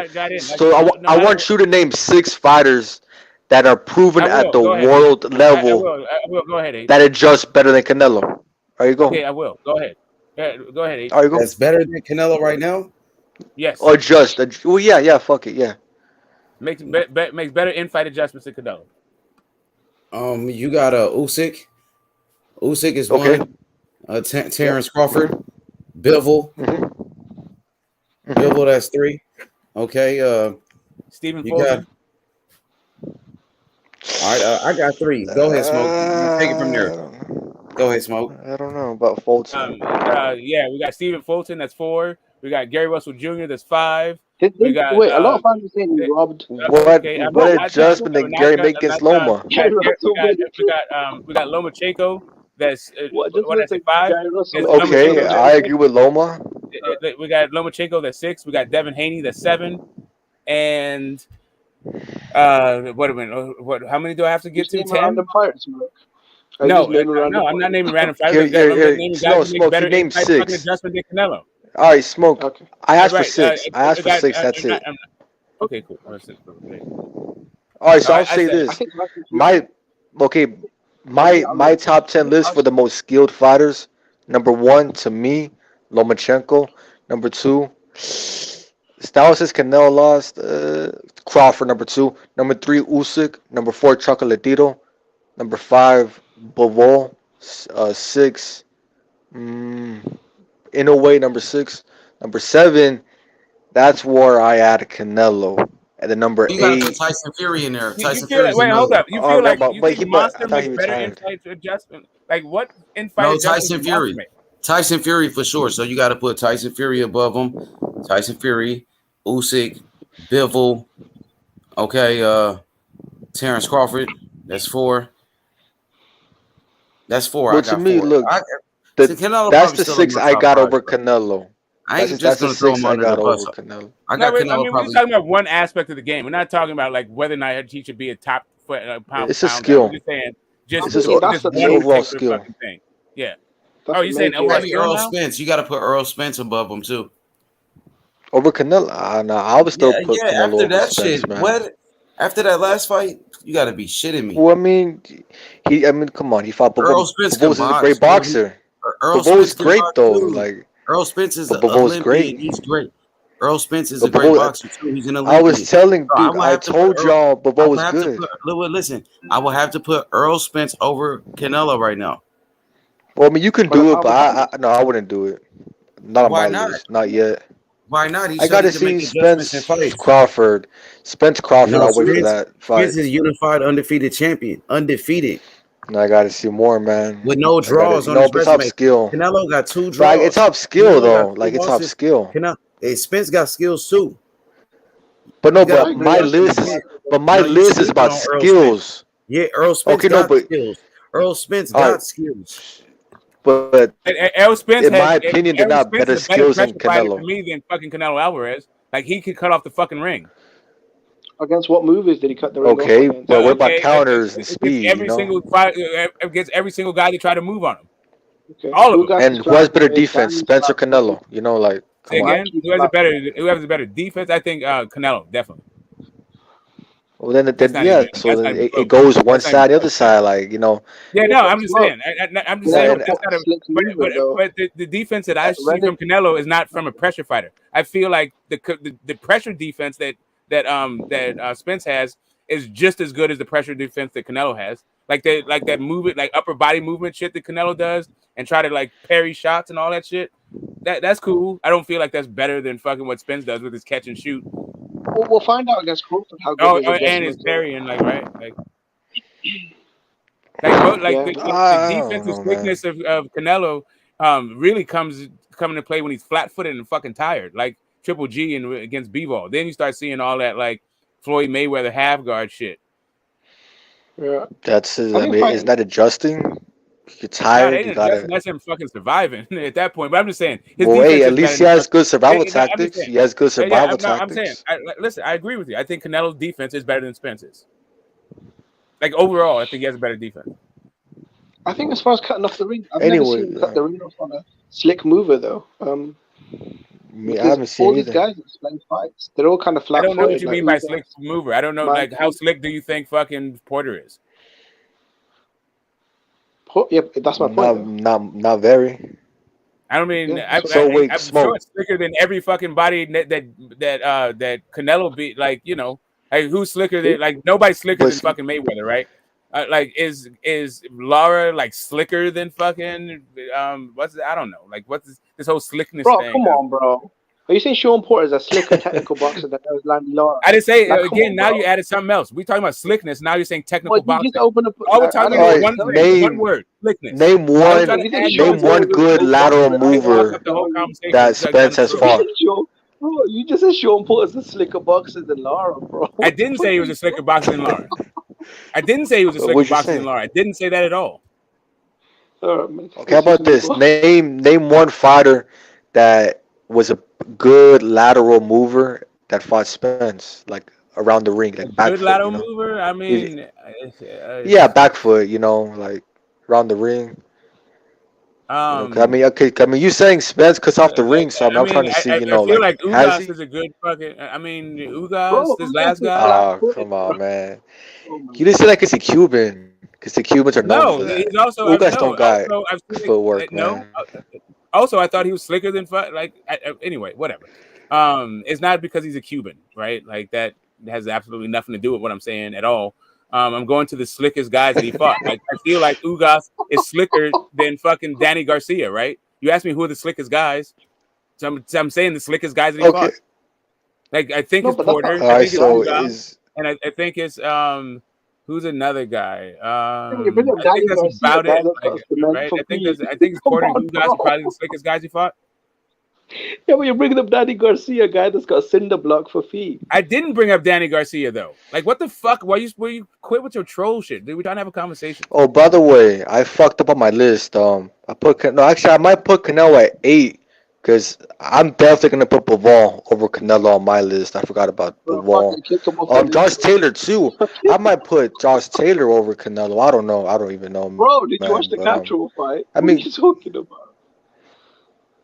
Yeah, that's right. I forgot. It's a debate, right? Okay, Taylor. Actually, at least Canelo lost to a good guy, right? Taylor.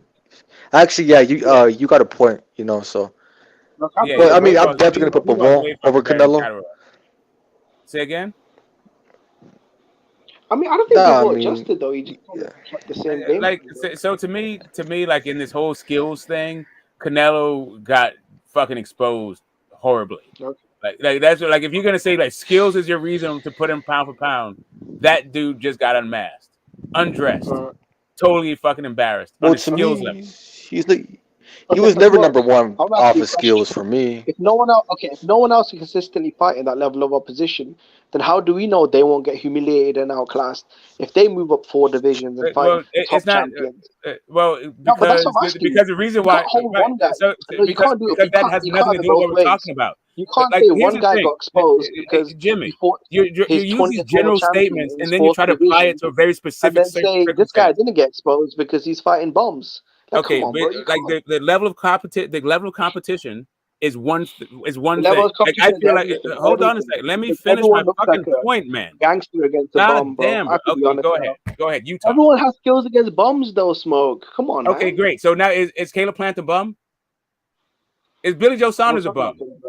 Is Billy Joe Saunders a bum? I'm saying everyone. Okay, so is Callum Smith a bum? So none of those dudes are bums, right? So now since none of those dudes are bums, right? And he was able to show fucking skills against him. All of a sudden, what? Bivol is what? Super skilled, and now fucking Canelo's fucking trash? Like, I don't understand what you're saying. What I'm telling you is, from him fighting fucking Bivol, I saw that perhaps we've been overvaluing Canelo's skills. That's what I saw. It's skills deficiency. All right, man. All right.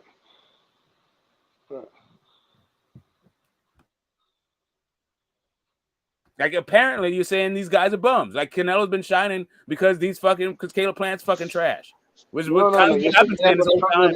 No, I'm saying you're saying Canelo, look, because he struggled in this fight. He proved that he can't adjust in the fight and this and that, and these guys can. But when I look at their resume, because you've been fighting, but you said it's easy to do it against bums. Yeah, and your argument was it's easy to do that shit against bums, right? And that was your argument. You were just laughing a second ago, saying, "Yeah, it's easy to fucking show adjustments and be straight against bums."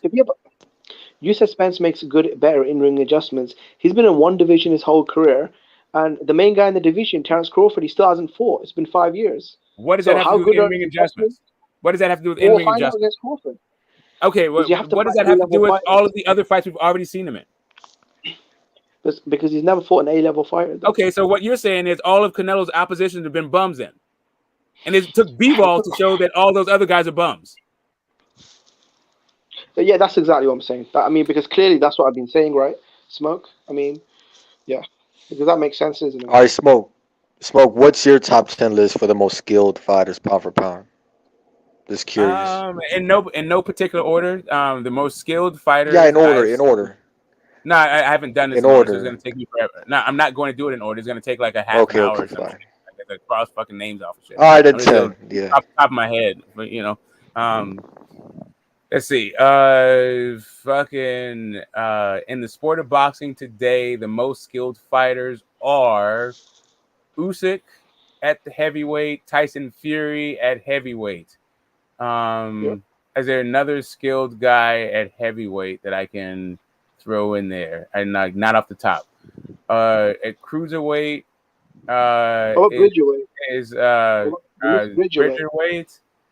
The only guy I know at Bridgerweight is fucking Rivas, and it's only one fucking sanctioning body. Like, I don't give a shit about the WBC in order to like figure out who's fighting at Bridgerweight. Like, fuck Mariusz Suleiman and his goddamn divisions. Like, and when all of the sanctioning bodies adopted, then I'll start taking it serious. Let's see, and also I don't think Rivas is that fucking skilled. He's all right. So let's see. Back to cruiserweight. Bradis is still around. Coley.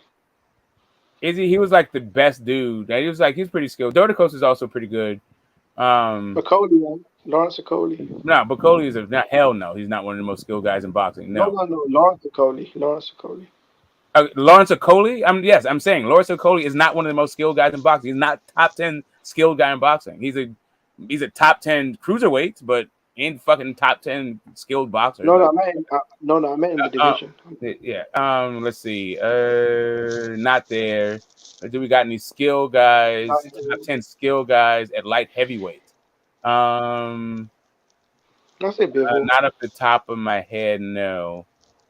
You know what? Coming up, going up back, but I want to go back up to heavyweight. And there's a guy I like up there, Jalalov. What's Jalalov's first fucking name? It doesn't matter. Russian dude, Russian kid. He's a skilled dude, but I wouldn't put him top 10. From what division? Heavyweight. Jalalov. Yeah, Jalalov. I think he just won gold. He's a guy. He beat Richard Torres in the Olympics for gold medal. Won the gold medal. So. Yeah, he just won the gold. Anyway, I like that guy. And I liked him before he went into the Olympics too. But anyway, I'm not going to put him top 10 skilled fighters though. So let's move on. I don't think there's a top 10 guy at light heavy. I don't think there's a top 10 guy at. What Bivol though? Skills. Yeah, I don't think Bivol is one of the top 10 most skilled guys. I have Canelo right now as a placeholder, but I might knock him out of there. So let's put Canelo at 168. Let's put Canelo at 168. At 160, is there a top skilled guy? Golovkin.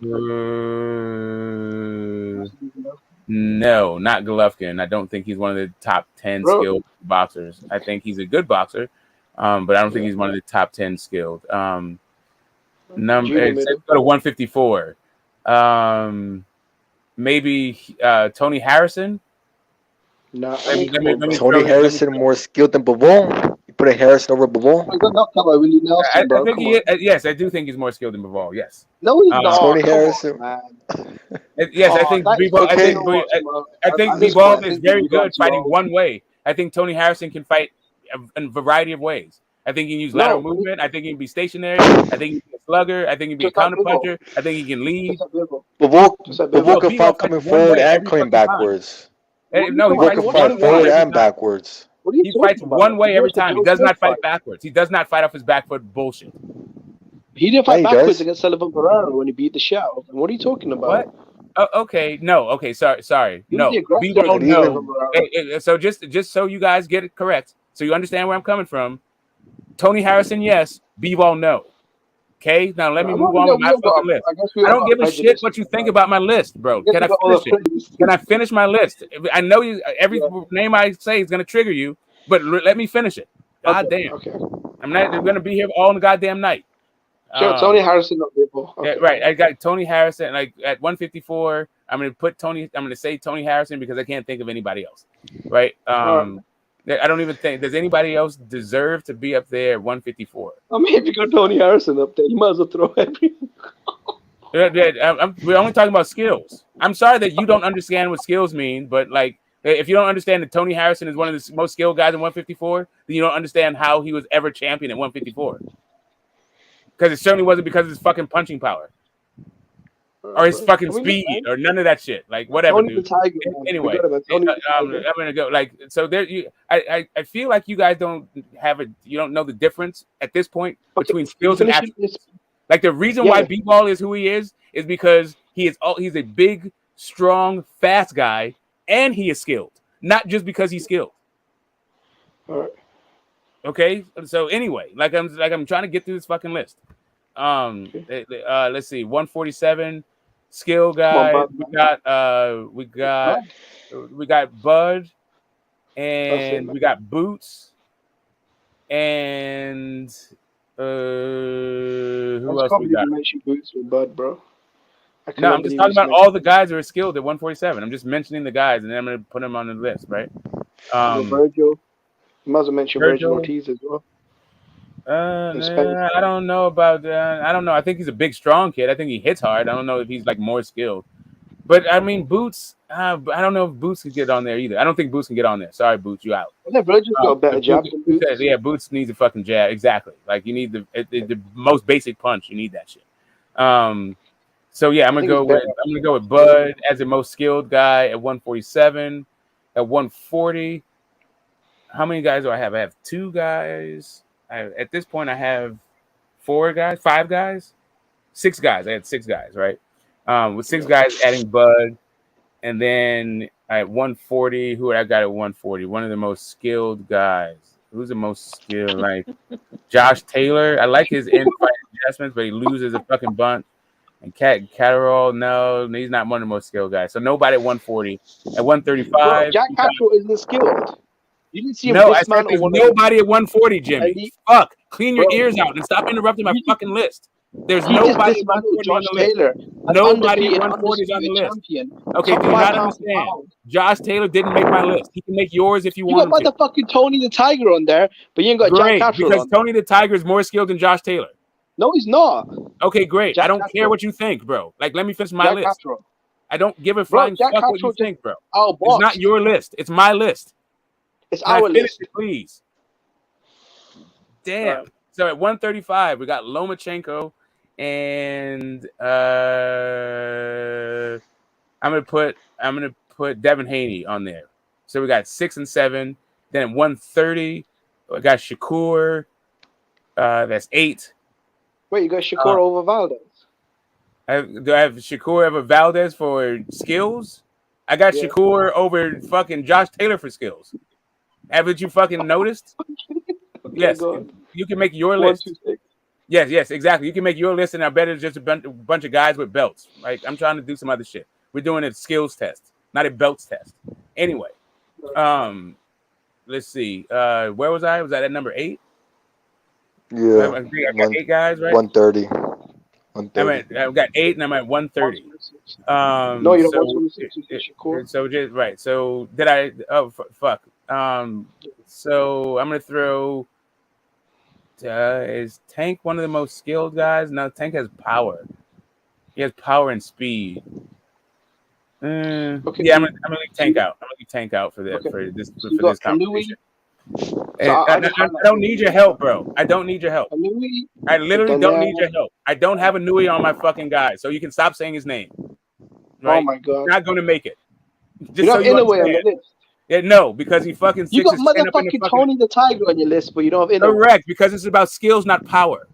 If you ask me who has the most power, I'm going to say if we have a power conversation, then Canelo's going to be on there, and so is Monster. But we're not talking about power. We're talking about skills. Bro, I'm talking about skills as well. I know, but you're just talking while I'm making my list. I don't care about what you think, bro. We can talk about your list after you make your list, but stop trying to dissect my list while I'm fucking making it. All right, man. I'm just.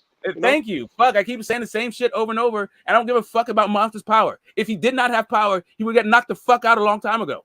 Because he's not that skilled. Because he's not that fucking skilled. But anyway, but he's very fast. He's fast as shit and he's strong as shit. That's why we know who Monster is.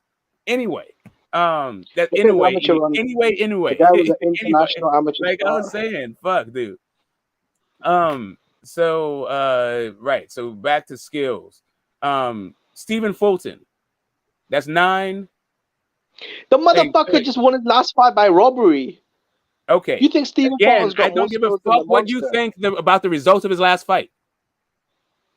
The only good dude that he's fought worth a damn, he fucking robbed. Shit, dude. Yeah, I thought Brandon beat Fulton. His last fight, bro. It's whatever, man. God damn. Like, I mean, just chill the fuck out. And Figueroa did beat Fulton, man. Last one I'm gonna say is Gary Russell Jr. Just so I can get out of this goddamn list. Gary Russell Jr. is my last dude. All right, Smoke. Well, what about this? So, Smoke, you have Tony Harrison, but you don't have Chocolatito? I think Chocolatito is. I think Chocolatito is a very skilled guy. But I think that his defense. I think his defense at this point is like. Bro, where's Tony's defense? I think how many times has he been fucking bro, can you shut the fuck up, Jimmy? God damn, bro. Like, we're trying to have a conversation. Like, contain yourself. I just think want to know why Tony the Tiger is so Chocolatito and good. Harrison. Hey, Jimmy, let him talk, Jimmy. Yeah, I think Chocolatito and Tony could be interchangeable, right? But I don't actually like Chocolatito's defense. Like I think he's good with his half guard, but he doesn't use any fucking upper body movement, and he doesn't use his legs with his half guard. So he uses it at the wrong fucking range. It's weird. Like I like that he added defense like this late in his career, and I give him a whole lot of props for adding defense. But I think Tony Harrison is actually like more polished with his shit. But they're kind of interchangeable. They're like both like kind of the same thing. Like on the same level. I wouldn't be like mad. I wouldn't argue if like you put Chocolatito in and took Tony Harrison out, right? I wouldn't be like, oh no, fuck, that's some bullshit. They're about the same to me. All right. What about the rest of y'all? With y'all's list? Smoke and I mean not Smoke. Jimmy, H Money, Ayo. Let me give my list. So what list y'all doing right now? Just skills. The top 10 most skilled fighters in the sport today. You would have to say maybe Terrence Crawford, Usyk. Terrence Crawford, Usyk. I would say Bivol, Earl Spence Jr. You will have to say Canelo. You still have to say Canelo. Inoue. Tyson Fury. Of course, Tyson Fury. Shakur Stevenson. Devin Haney. And I think then Chocolatito. I would say Chocolatito. I think Juan Francisco Estrada is another one. Demetrius Andrade. I missed Andrade. That's one I missed. I missed Andrade. Lomachenko too. You have to say Lomachenko. I got Loma. Those are some of the top guys. I might be missing somebody, but I think those are the guys. Count them up. So let's count them up. Tank is pretty good too. Let's count them up. You said Bud, Loma, Haney, Andrade, Usyk, Earl Spence. That's 5. Crawford, we got Crawford in there. Yeah, you already got Crawford. Okay, all right. Inoue, Tyson Fury. 6. Tyson Fury 7. 3 more. Who else I had? I had a Chocolatito. Did I say Chocolatito already? Damn. I don't know if I said Chocolatito already. Fuck. All right, so let's go through it. Shit. We're gonna do it again. All right, let's see. We got Terrence Crawford. Crawford. Usyk 2. We got Bivol. Bivol 3. You got Bivol's number top 10. Well, that's not any order. This is not. No, I know. I'm just counting off the names. But, okay, you have Bivol as the top 10. Bivol's in the top 10. Yeah, Bivol. Guys. Okay, yes, Bivol. We have Lomachenko. Lomachenko's 4. You said Spence. That's 5. Spence. You said Devin Haney. That's 6. Devin Haney, Canelo, Shakur Stevenson. Canelo 7. Shakur is 8. 2 more guys. In a way, you didn't say Tyson Fury yet. So Tyson Fury is 9. Tyson Fury and one guy, one left. I would say maybe in a way. In a way, that's 10. Andrade too. Like in a way, got skills, but right. But you put Bivol in. But so which one? Yeah. See, in a way, I gotta see. Inoue's in there right now. I might have to take him out, but Inoue's in there. What y'all think about Inoue? Is he on your list or what? He's not on. So to me, he's not on my list of skill guys, but he is on my list of power guys. Yeah, I'd say he's on the list though because he's shown the ability to transfer his skills up 3 different divisions. He's fought some good fighters. I feel like in boxing, skill just doesn't mean having the ability to run around the ring. If skills also cutting the ring off, having defense inside the pocket, setting up power punches, getting your opponent out of there. That's all skill, man. Finishing is a skill, cutting off the ring is a skill, offensive skills is skills. In a way, it's good. Yeah, skills. I mean, So their skills, right? Their skills and their how attributes, right? Like tall is not a skill, right? bro, Like tall in is a way, just an attribute. skills.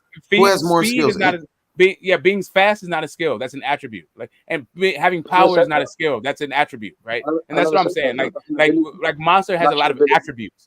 Monster is a fast dude. He's a bigger dude. He's a big enough that he can go through these fucking weight classes, and he has the power to knock you the fuck out, which is how he's been getting through all these weight classes. It's not necessarily his skills that's been doing it, right? Like where it was a guy like Gary Russell Jr. or like Tevin Farmer, for instance, like they don't have that kind of power. Or even Tony Harrison. They don't have power like that. They don't have power like that, but they have to rely on their craft. They have to rely on their skill. No, that's not true. Gary Russell's got inhuman hand speed. What are you talking about? Say The again. only reason we didn't see it is Gary Russell's got some. Gary Russell Jr.'s hand speed is not any greater than like other people's hand fucking speed. Like he's okay for hand speed. He's all right. He's not like how skilled is in a way. I mean, skilled, bro. I feel like he's got a great left hook. He's got a great left hook, and he's got a.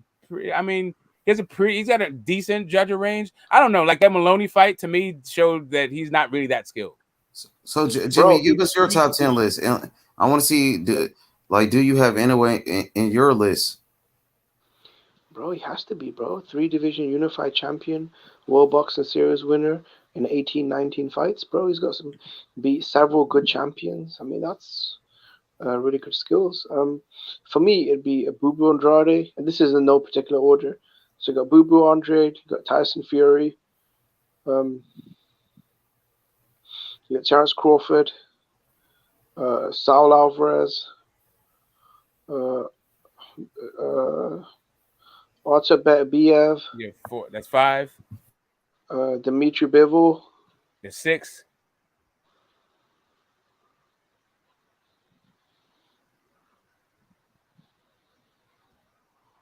Nayon Inoue. Oh, fucking Ioka. Yeah, Ioka got dissed. But I just gave up because I get fucking too much fucking flack. Ioka is fucking one of the most skilled guys out there. Yeah. Inoue is 6. No, you said Inoue is 6. Inoue was 3. You already said him. You said actually Inoue was 1. No, Boo Boo was 1. Okay, so I thought against Demetrius Andrade. That was the number 1 guy I said. No, well, you said World Boxing Super Series because H asked you, do you have Monster? And you said yes. And then but that was anyway. before I made my list. All right, so Boo. Okay, no, he's asking you about your list. Like anyway, it's all good. Boo Boo, Monster, Bivol, Better Beef, Canelo. No. So Andrade, Tyson Fury, Inoue, 3. Bivol, Better Beef. You had those guys. Bivol, that's 5. Canelo. Canelo. That's 6. I already mentioned Crawford, right? Crawford 7. Not yet. Crawford 7. Got 3 more. Andre Fury. I might have to switch my list again too. Yeah, bro. Because we just talking skills, like exactly. All we're talking about skills, right? Yeah, like, so we're let not me go talking about back. accolades. We're not talking about accomplishments. Okay. We're So only let me talking go about back. fucking skills. So let me go back. So listen, all right, we got Terrence Crawford, Usyk, Terrence Crawford, Usyk, Bivol, that's 3. Earl Spence, 4. Shakur Stevenson. That's 5, right? That should be 5. Yep. That's All 5. Yep. Tyson Fury. 6. No, you mentioned Fury H. I said Fury already. No, he said Usyk. Let's do it from the beginning. So Usyk. Okay, Terrence Crawford. Earl Spence. Let's just go through division. That's why it was easier for me. I just went by division. So let me just give you 10 names. Let me just give you 10 names. Tyson Fury. Yeah, so Usyk and Tyson Fury. That and then Bud and Spence. And then Bivol. Bivol, that's 5, right? So now 5 more. Shakur 6. Devin Haney 7. All right. Then we got Shakur Stevenson, Devin Haney. All right. We got Tyson. We got Fury, right? Yeah, we got Fury and we got Usyk. Okay. Lomachenko's 8. You got 2 more. All right, we got damn, this shit is hard. Like, all right, you got Canelo fucked up so bad though. Like I put Canelo Right? in there. I didn't have What's him on the? my top. You know, Well, I mean, I got I could count Canelo. him I out. put Like, Canelo in there. I put him in yeah. there. I Hey, ain't you gonna got do him Canelo. like that. Like, is Canelo more skilled than Ioka? I got Canelo in number 10. Yeah, I well, so have to put 9 is Canelo. Yeah, last number one. 10. I'll have to put Demetrius Andrade. There you go, Boo Boo Andre. There you go. Canelo's like Easy. damn near needs to put his ass out after that shit I seen. All right, so back. Jimmy had 3 more. Like, what I remember of your list is, I remember, but you got Bud, Usyk, Fury, Better Beef, Bivol, Canelo. You got Spence. All right, Spence is No. Not. I'm talking about H's list. Yeah. Oh, yeah, no, I'm talking about H's list is done. We're talking about your list. You had 3 more to go. Okay. So I was going through your list. You got Usyk, Better Beef, Bivol. Do you have Fury? So I said Tyson Fury. You said you have Alexander Fury. Okay, so cool. Usyk, Fury, Better Beef, Bivol. Yeah. Crawford. Andrade. Inouye. That's 7. Canelo's 8. Vasily Lomachenko. 9. One more. Did I say Boo Boo Andre already? Yes. I think Tank should be on my fucking list. I might have to take Maybe you Canelo didn't. out. I don't think you did say Andre. I think H said Andre. So I think that's 10. I think Andre is your 10th. So let me make sure. Andre, Loma, Tank has to be on my list somewhere, Andre. bro. Yeah, I gotta put Tank on there somewhere, bro. Well, but you got B-Ball on there. He pushed Tank off. B-Ball is like should be on the damn near the top. Yeah, you got B-Ball up there. You're in B-Ball world right now. Tank got to go. Well, Tank gotta, man. Canelo might have to go. That's the thing. Oh, there bro. it is. Yeah, there it is. Well, the wheels rolling around. Hey, as of right now, I'll probably take Canelo off. To be honest, yeah, so put Tank in there. Thank you. After that shit, Jimmy. After what I seen, Jimmy. After what I seen, bro. Canelo's spot on the steals list is fucking tenuous. That's just nah. That's I don't want to. Like, I don't want to take him out, but Jimmy, that's just shake. All we wanted to hear Jimmy, is the a way reasonable he looked, bro. that now we understand that Canelo can be taken off. Canelo's lucky he didn't get knocked out in that fight. Just put it like that, dog. He's lucky he didn't get knocked the fuck out, bro. Like, bro, it's crazy. One fight, you go from number 1 to not even on the list. Well, look at Josh Taylor. He didn't even lose his fight. This nigga's not even on the list. He won his fight. Shit, should we put Jack Catterall on the list, bro? Because he beat the fuck out of Taylor, bro. No, but Bivol got skills for real. No, it's Catterall. It's not even about winning and losing fights. It's just really like what you look like. It's just about skills, right? It's just like. Well, Andrade's like, dang. I'm taking Andrade out. No, he's good, but yeah, man. I don't know. Canelo, like, he really looked bad. Like, I mean, I'm gonna keep my list the way it is, but I feel like Tank Davis should possibly be on a list though somewhere. Tank, I almost had Tank, but Tank is like he's living too much off of his speed and power. I want to add Tank. We should have like a top 15 because I feel like you can throw like if you put in the power list, right? If you would have power list, then I would have some of you guys' picks. Like Better Beef, I'd have up there for power. Bro. I'd have Tank up there for power. I'd have Monster up there for power. But Tank I'd have Wilder up there for power. I would have Bud up there for power. It really should be a top 15. Like, I think even pound for pound should be top 15 because 10 is not 20. enough. We can extend it however long you. But 10 is not enough, though. That's all I'm saying. But let Jimmy finish his list. Yeah, Jimmy finished. He did it. But Los didn't do his though. Go ahead, Los. Hey, Los steps. Yeah. Of skill. Yeah. So number 1, I have Lomachenko. 2, Crawford. 3, Usyk. 4, Bivol.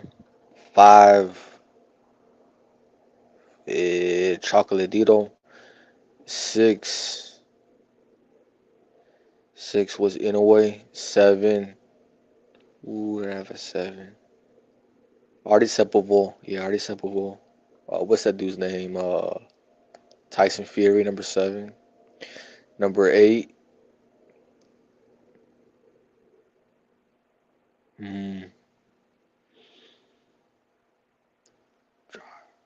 Josh Taylor. Wait, no. No, Josh Taylor, number 8, number 9. Bitterbeef, number 10. It's tough. I like Castano skills, but Devin Haney got a good jab. I'll say man, it's a tough one between Castano and Devin. I was fuck. Ioka, fuck. I'll put Ioka. Ioka at number 10. So yeah, that's my list, top 10.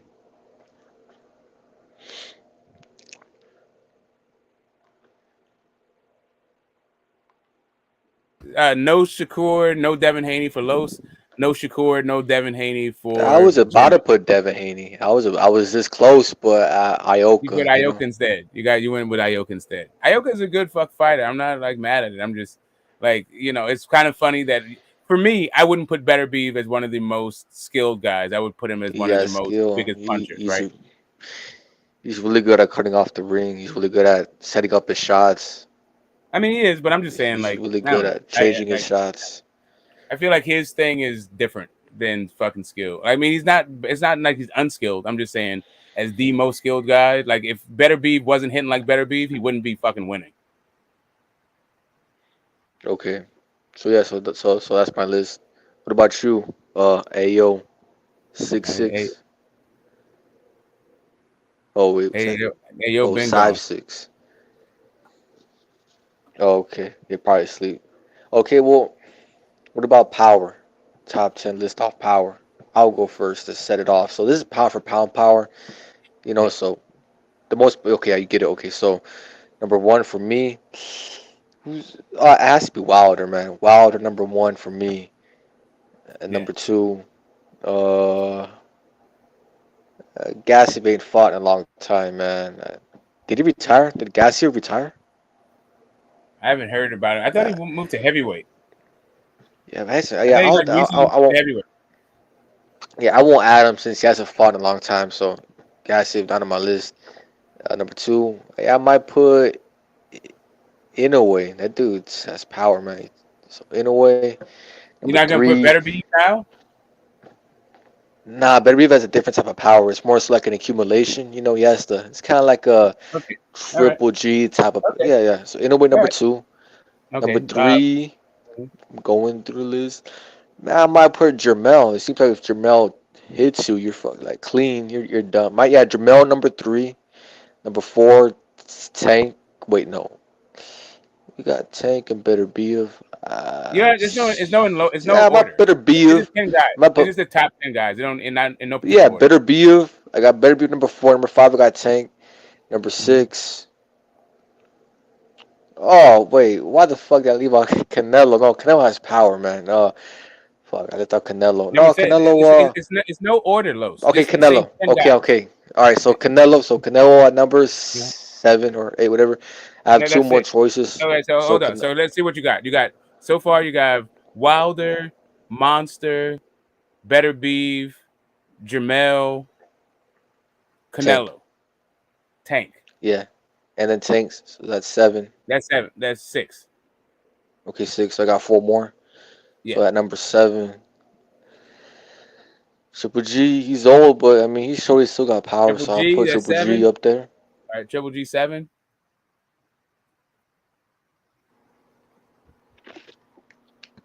Can y'all hear me? Yeah. 3 more. Oh shit. Okay. Now my headphones went off. Okay, so number 7, Triple G. Number 8, Anthony Joshua. Number 8. Number 9.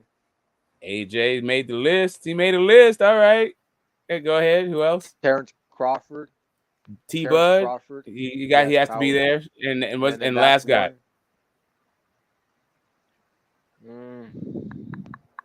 There's not a. I mean, you got, even though I think Martinez, like the one that got beat by Chocolatito, even though he sucks, he does have power. But I mean, you got a lot of people.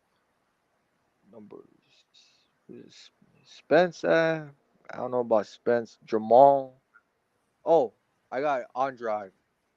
Demetrius Andrade. As a power puncher? For me. As the hardest hitting guy in boxing, number 10, Andre. Okay. All right. Andre made another list. H, he's got. There you go, H. He made the power list too. That's your boy. He got power, man. I don't know. Like Andre got drop you power. He ain't got knock you out power. He's got knock you. Like, I don't know. Yeah, man. That's a funny list. Yeah, power, like top 10 dudes. I feel like like 5 is way easier than 10. Like AJ, the only guy he separated from his senses was fucking Dillian White. Hey, Maybe Smoke, yeah, if we do a list, it would have to be like a top 20 list because yes, everything. Like for every category. But not for power though. It gets hard actually after 5 for power. Yeah. But you got a lot of power punchers, man. You got a lot of punchers out there, like a Joe Smith. You got guys like Bivol. I mean, no, Better Beef. Better Beef is there. Yeah, Better Beef is there. So we got Tank, Better Beef, Wilder, Monster. Terrence Crawford is a big I mean, puncher. actually, I guess you could put Donaire in there. Nonito can fucking crack. Virgil Ortiz. You got a guy like Terrence Crawford. Yeah, T-Bud was there. I think you tap out at like 10 for power. Like at a certain point, you start like just naming guys that can. Oh, okay. I got you. You know what I mean? Like those guys. Like F.A. Ajagba, right? Yeah, I feel like 10 is kind of good. Like skills, there's a lot of skills. You got punchers like that dude in Beeley who fight at 168. Guys like a Edgar Berlanga puncher. Fighters we don't know about Berlanga though, because the level kind of like he just started, and now it's like he stepped up his level, and the knockouts have stopped. And it's not even a high level that he's fighting. Really, he just like went up to the next level past like a novice. I should have put Joe Smith Jr. I forgot about him. Fuck. But yeah, it's whatever. Yeah, Joe Smith got heavy hands. Smith. I mean, that's better than fucking Andrade. I can't see Andrade as a power puncher. Yeah, I agree. Smith. Yeah, I forgot about him, so I gotta put Smith in there. Replace him with Andrade. Also, you brought up Ajagba. He can punch too. I mean, when you make these lists, you're gonna forget about guys because power is. Yeah, that's what I'm saying. That's why I wouldn't bring it out. Power, you got Anthony Joshua, bro. You know how many power punchers? Yeah, he had Anthony Joshua in his top 10. Yeah, Anthony Joshua, Deontay Wilder. You got heavyweights, bro. Joe Joyce, Tyson Fury. Joe Joyce got heavy hands. Yes, Tyson Fury. The way he been knocking people out lately. He's been stopping dudes. I don't know, but I'm just saying, like to me, he like the one punch knockout power is like proven over time. I feel like Tyson Fury has basically one punch knockout. Arthur Beterbiev. Cunningham. Beterbiev is a big puncher. Yeah, Beterbiev. Nonito Donaire, big puncher. Donaire. There you go. Like even guys this is where Canelo shines right here. Power. Rung Vasai, big puncher, like a Rung Vasai type of guy. Rung Vasai's not bad. Knocking shit out if he connects. But I got Monster over Rung. Like if we're gonna go, there, Monster, exactly. Monster, Rung Vasai. So many punchers in the game, bro. Lightweight. So like the punchers in the game, Tank, especially down there, right? So I got Tank. Monster and Nonito. Gary Antoine Russell, big puncher, huge puncher. All knocked out. Matisse, another one. Matias, see, there's damn near 20 fighters we can name that's certified punchers out here. That dude in Beeley, big puncher, Smoke, knocking shit out, bro. All right, I've only seen him like a couple times, but he knocking shit out, Smoke, like for real, stretching shit. If he connects, it's over. Ryan Garcia, huge puncher. Ryan Garcia, left hand. Yeah, I'm not putting him up there with motherfucking Tank and fucking Wilder and Beterbiev and Monster and shit though. We got to be writing these guys down. These are I'm writing all of this down. Let's do the list, right? Let's do skills and punchers. We got to do 20. Name 20 guys, certified punchers. Certified, bro. Ain't no rinky. I'm talking about one shot and you sleep. Not like one shot and you're on Queer Street. That's Joe Smith. One shot and you're done. Joe Smith, Nonito, Inouye, Tank.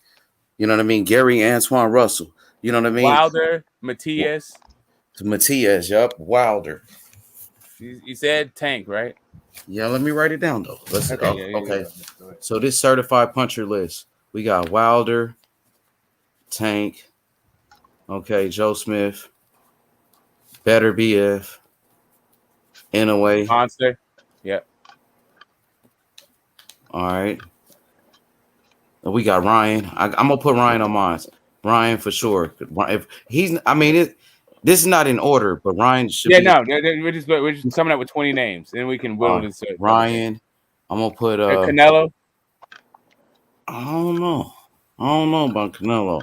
Well, we'll just put him on for right now. Just put him on the side just right now. Canelo. Who else we said? Nonito. Nonito down there. Rung Vasai was the name.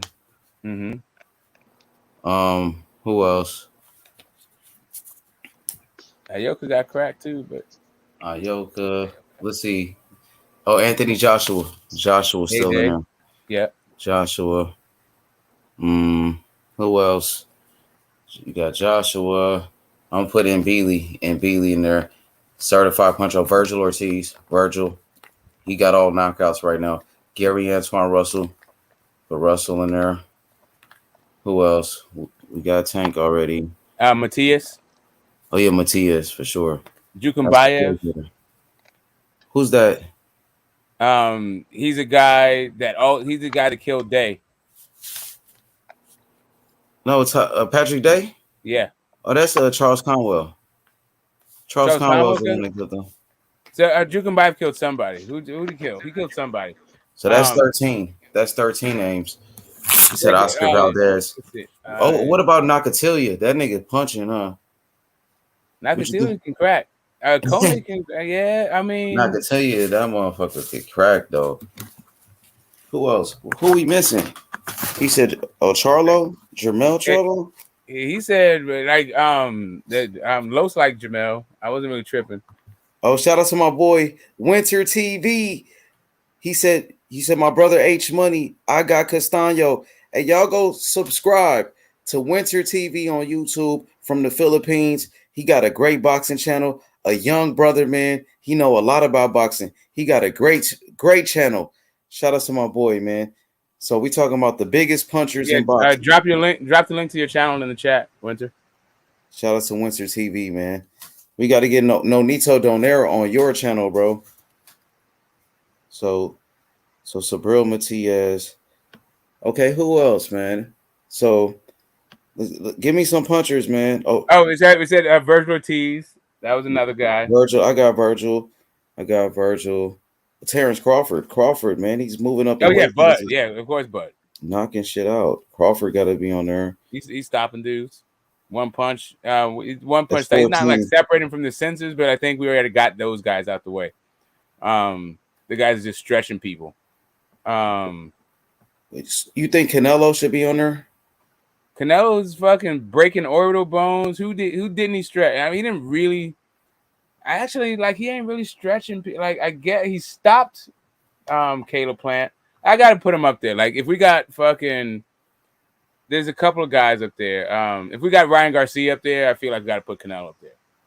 Okay, Canelo. What about Chocolatito? Is he a big puncher like that?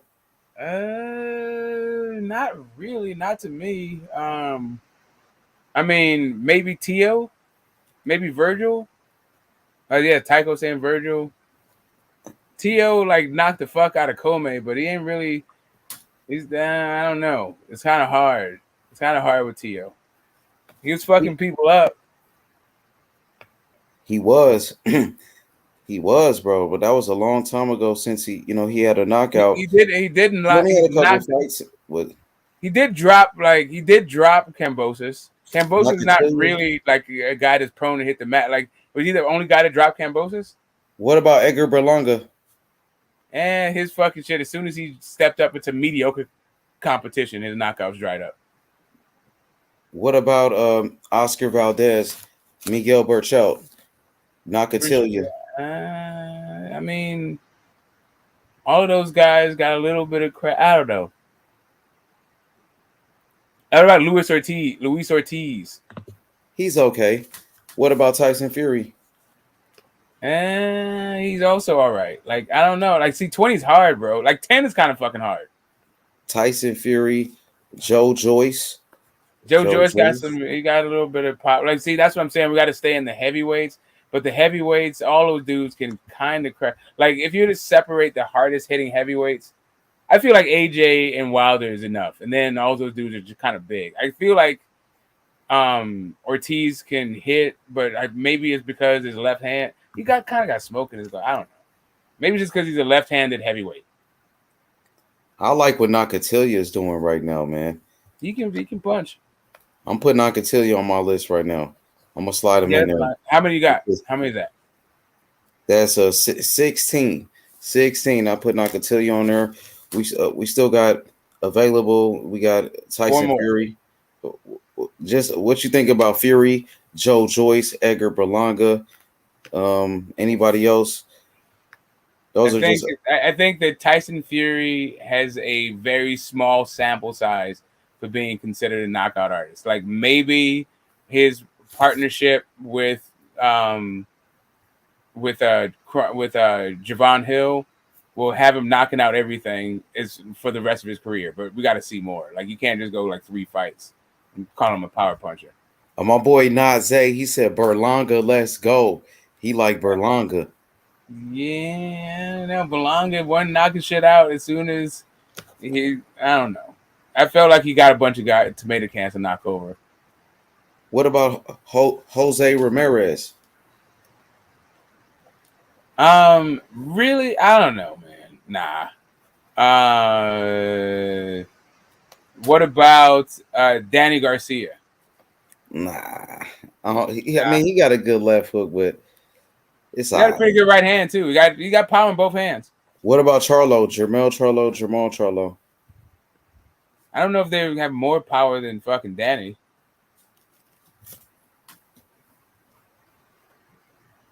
Danny knocking out shit that never been knocked out.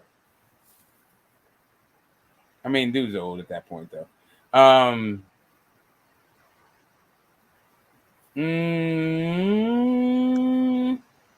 Shit, did you put Antoine, right? You did have. Yeah, I got Russell in there for sure.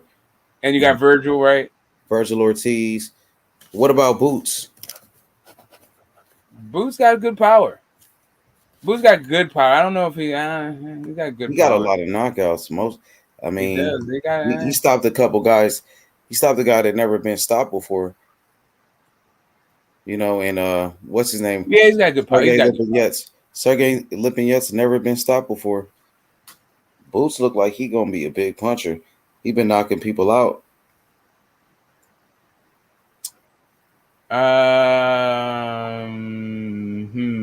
Just a punch, right? Back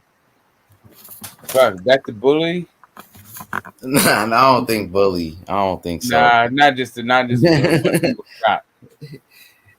Man, I don't know about Beck. I seen his last fight. No, I'm just talking about his power. I'm not saying like him as a fighter. We can have like trash fighters on there, like F.A. Jogba, right? That's one. F.A. Jogba. What about Munguia? Munguia is accumulation. A Jogba is like one shot. A Jogba, Munguia. You said Joe Joyce already. Well, I didn't put him down though. I got him on the side. Like I'm just still thinking if I should put him on the list. So far, the list. This is what I got. Got Wilder, Tank Davis, Better Beef, Inouye, Ryan Garcia, Nonito Donaire, Rung Vasai, Anthony Joshua, Mbili, Virgil Ortiz, Gary Antoine Russell, Sabril Matias, Terrence Crawford, Canelo, Nakatilia. I don't know. I got Canelo on there, but I don't know if he's really one of the biggest punchers like that. See, like, if you're gonna put Mbili on there, then you probably have to put Charlo up there.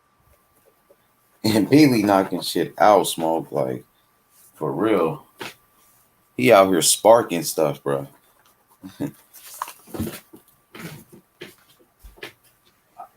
I like that dude from from Australia. His name is Jai Opetaia. Jai Opetaia, bro. He's about to fight Marius Briedis. What about the knockout doctor from Cuba, Doherty Coast? What you think about Doherty him? Coast is all right. But not. I mean, The knockout doctor, Doherty Coast. Jai Opetaia from Australia. He's a big puncher. Let me see, man. Pull my notes out, man. Big punchers in the sport. I mean, I feel like we should still put Rigo up there. Rigondeaux for skills, though. Rigondeaux got pop, though. Rigondeaux for power, too. Look like he more of a boxer to me. What about Zordo? Rigo got a bunch of one-punch knockouts. What about Zurdo? Zurdo's the accumulation guy, too. He's like a bigger version of fucking Munguia. He's a bigger version of fucking Leo Santa Cruz with more power. It was a bigger version of Navarrete, right? What about Navarrete? His power. His shit is the same thing as Zurdo. It's accumulation. Same thing as Munguia. Okay. Let me look at some of these fighters right here. Let me see. What about Estrada? What you think about his power? I mean, it's good. I mean, he's all right. Now we're just talking about guys. Triple G got a Triple G. Yeah, you can put Triple G. Like we had it. Like Triple G's top 10. Triple G for sure. Triple G. Yeah, we got Matias already. Let's see. Cool Breeze. Let's see what Cool is. Casimiro? I don't know about Casimiro. I got 16 people right now. So Triple G is on there. We should have had Triple G on that list. Let's see. Apparently Nikita Zoo is on a card right now. He's fighting right now. You got some fights? Who's fighting? He's not Nikita Zoo. He said Mark Maxayo, Winner TV.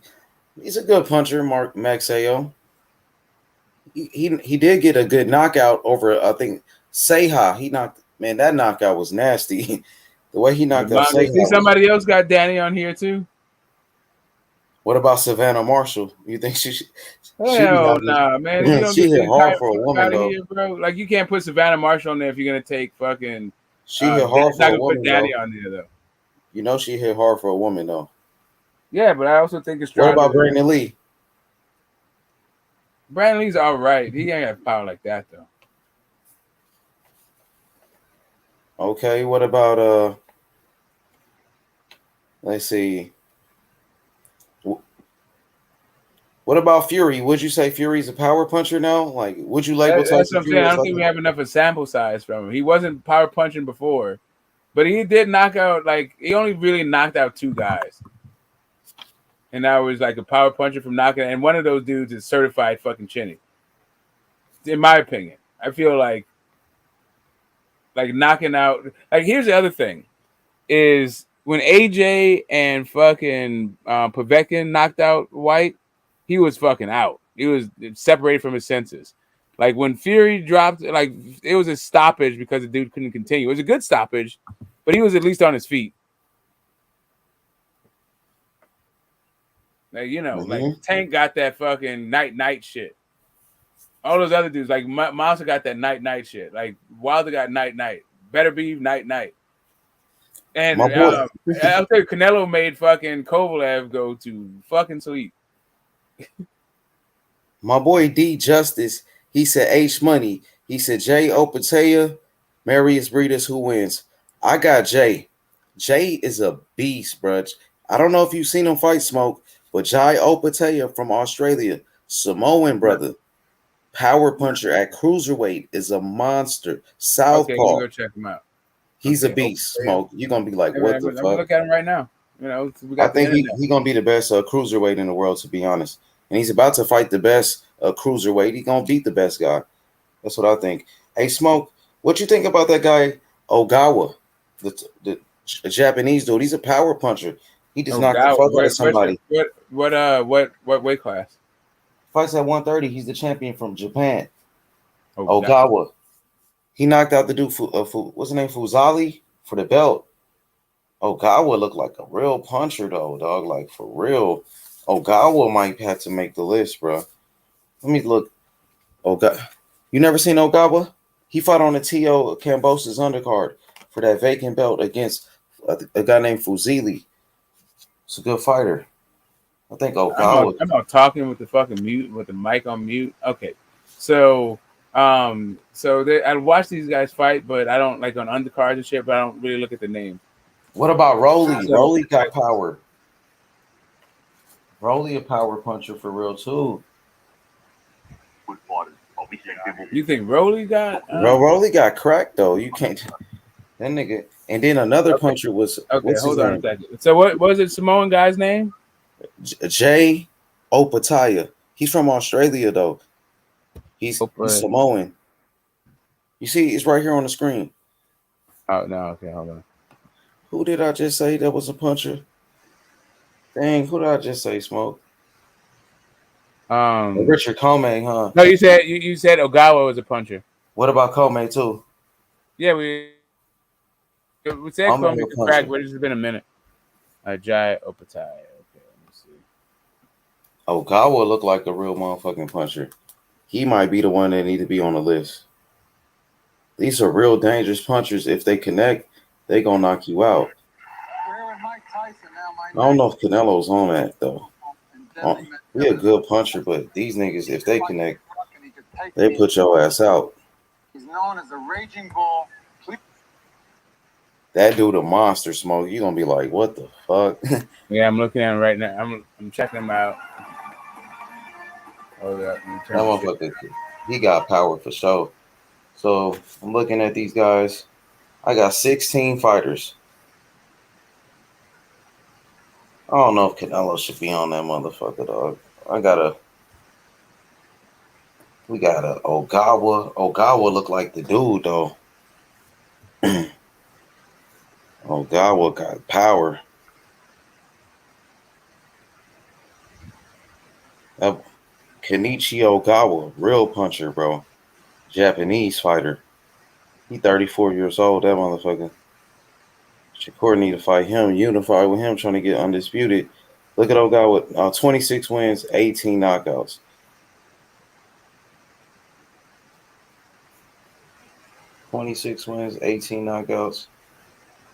Richard Comey, Rolly. I don't know. Opatai seems like he's more like an accumulation guy.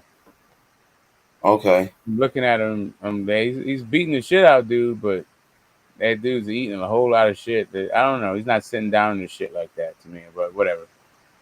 What about Rolly? You don't think Rolly got power? I mean, that's all he has. In my opinion, he's a strong and a rough dude, and he could take a good shot too. But Yigit was taking his shot flush. Like, he was knocking the shit out of Yigit. There was sweat flying everywhere, and Yigit kept getting dropped. But he kept getting up, too. Okay. Mm-hmm. So I guess we'll get back to the list. So I got 15 so far, so yeah, I'm saying I got 16. Like, I got 16 fighters, so we'll get back to it later. I got a bunch of guys. I'll do my homework tonight and get to it. Yeah. We'll come back with the top 20 power punchers in the sport today. Let's go to the skills, though. Okay, yeah, skills. 20 fucking new skills. All right, so you're writing them down. Easily name 20 fighters with skills, bro. Like, yeah, exactly. That was like kind of like we were leaving guys off. So let's just go through it real fast. Usyk and Fury, right? And then to me, I didn't have anybody again until I got to Tony Harrison at 154. And then I had Bud. You had Spence, I didn't. But we can put Bud and Spence. Since we're going 20, right? So I'm gonna start off like this: Tyson Fury. This is not in order though. Tyson. No, Fury. It wasn't. It was just easy for me to go like heavyweight all the way down through the ranks. That's what Tyson Fury. Okay, I got Tyson Fury, and then Usyk. It's a lot of heavyweights though, so I got Frank Sanchez. I got to put him on. You feel like he's one of the most skilled boxers alive? He's not bad. Yeah. He's good for a heavyweight. I don't know if he's good for every single. I don't. Yeah, Frank Sanchez for sure. Okay, bro. that's cool. Let's leave him there. Frank Sanchez. Frank Sanchez, but I'm gonna see the heavyweights. I got Tyson Fury, Usyk, Frank Sanchez. I think that's all the heavyweights I got. Yeah. So now let's go to what about Jared Anderson, Big Baby? You know, not yet. And not yet. He's still the run. Like he's not one of the most skilled boxers alive. No, hell no.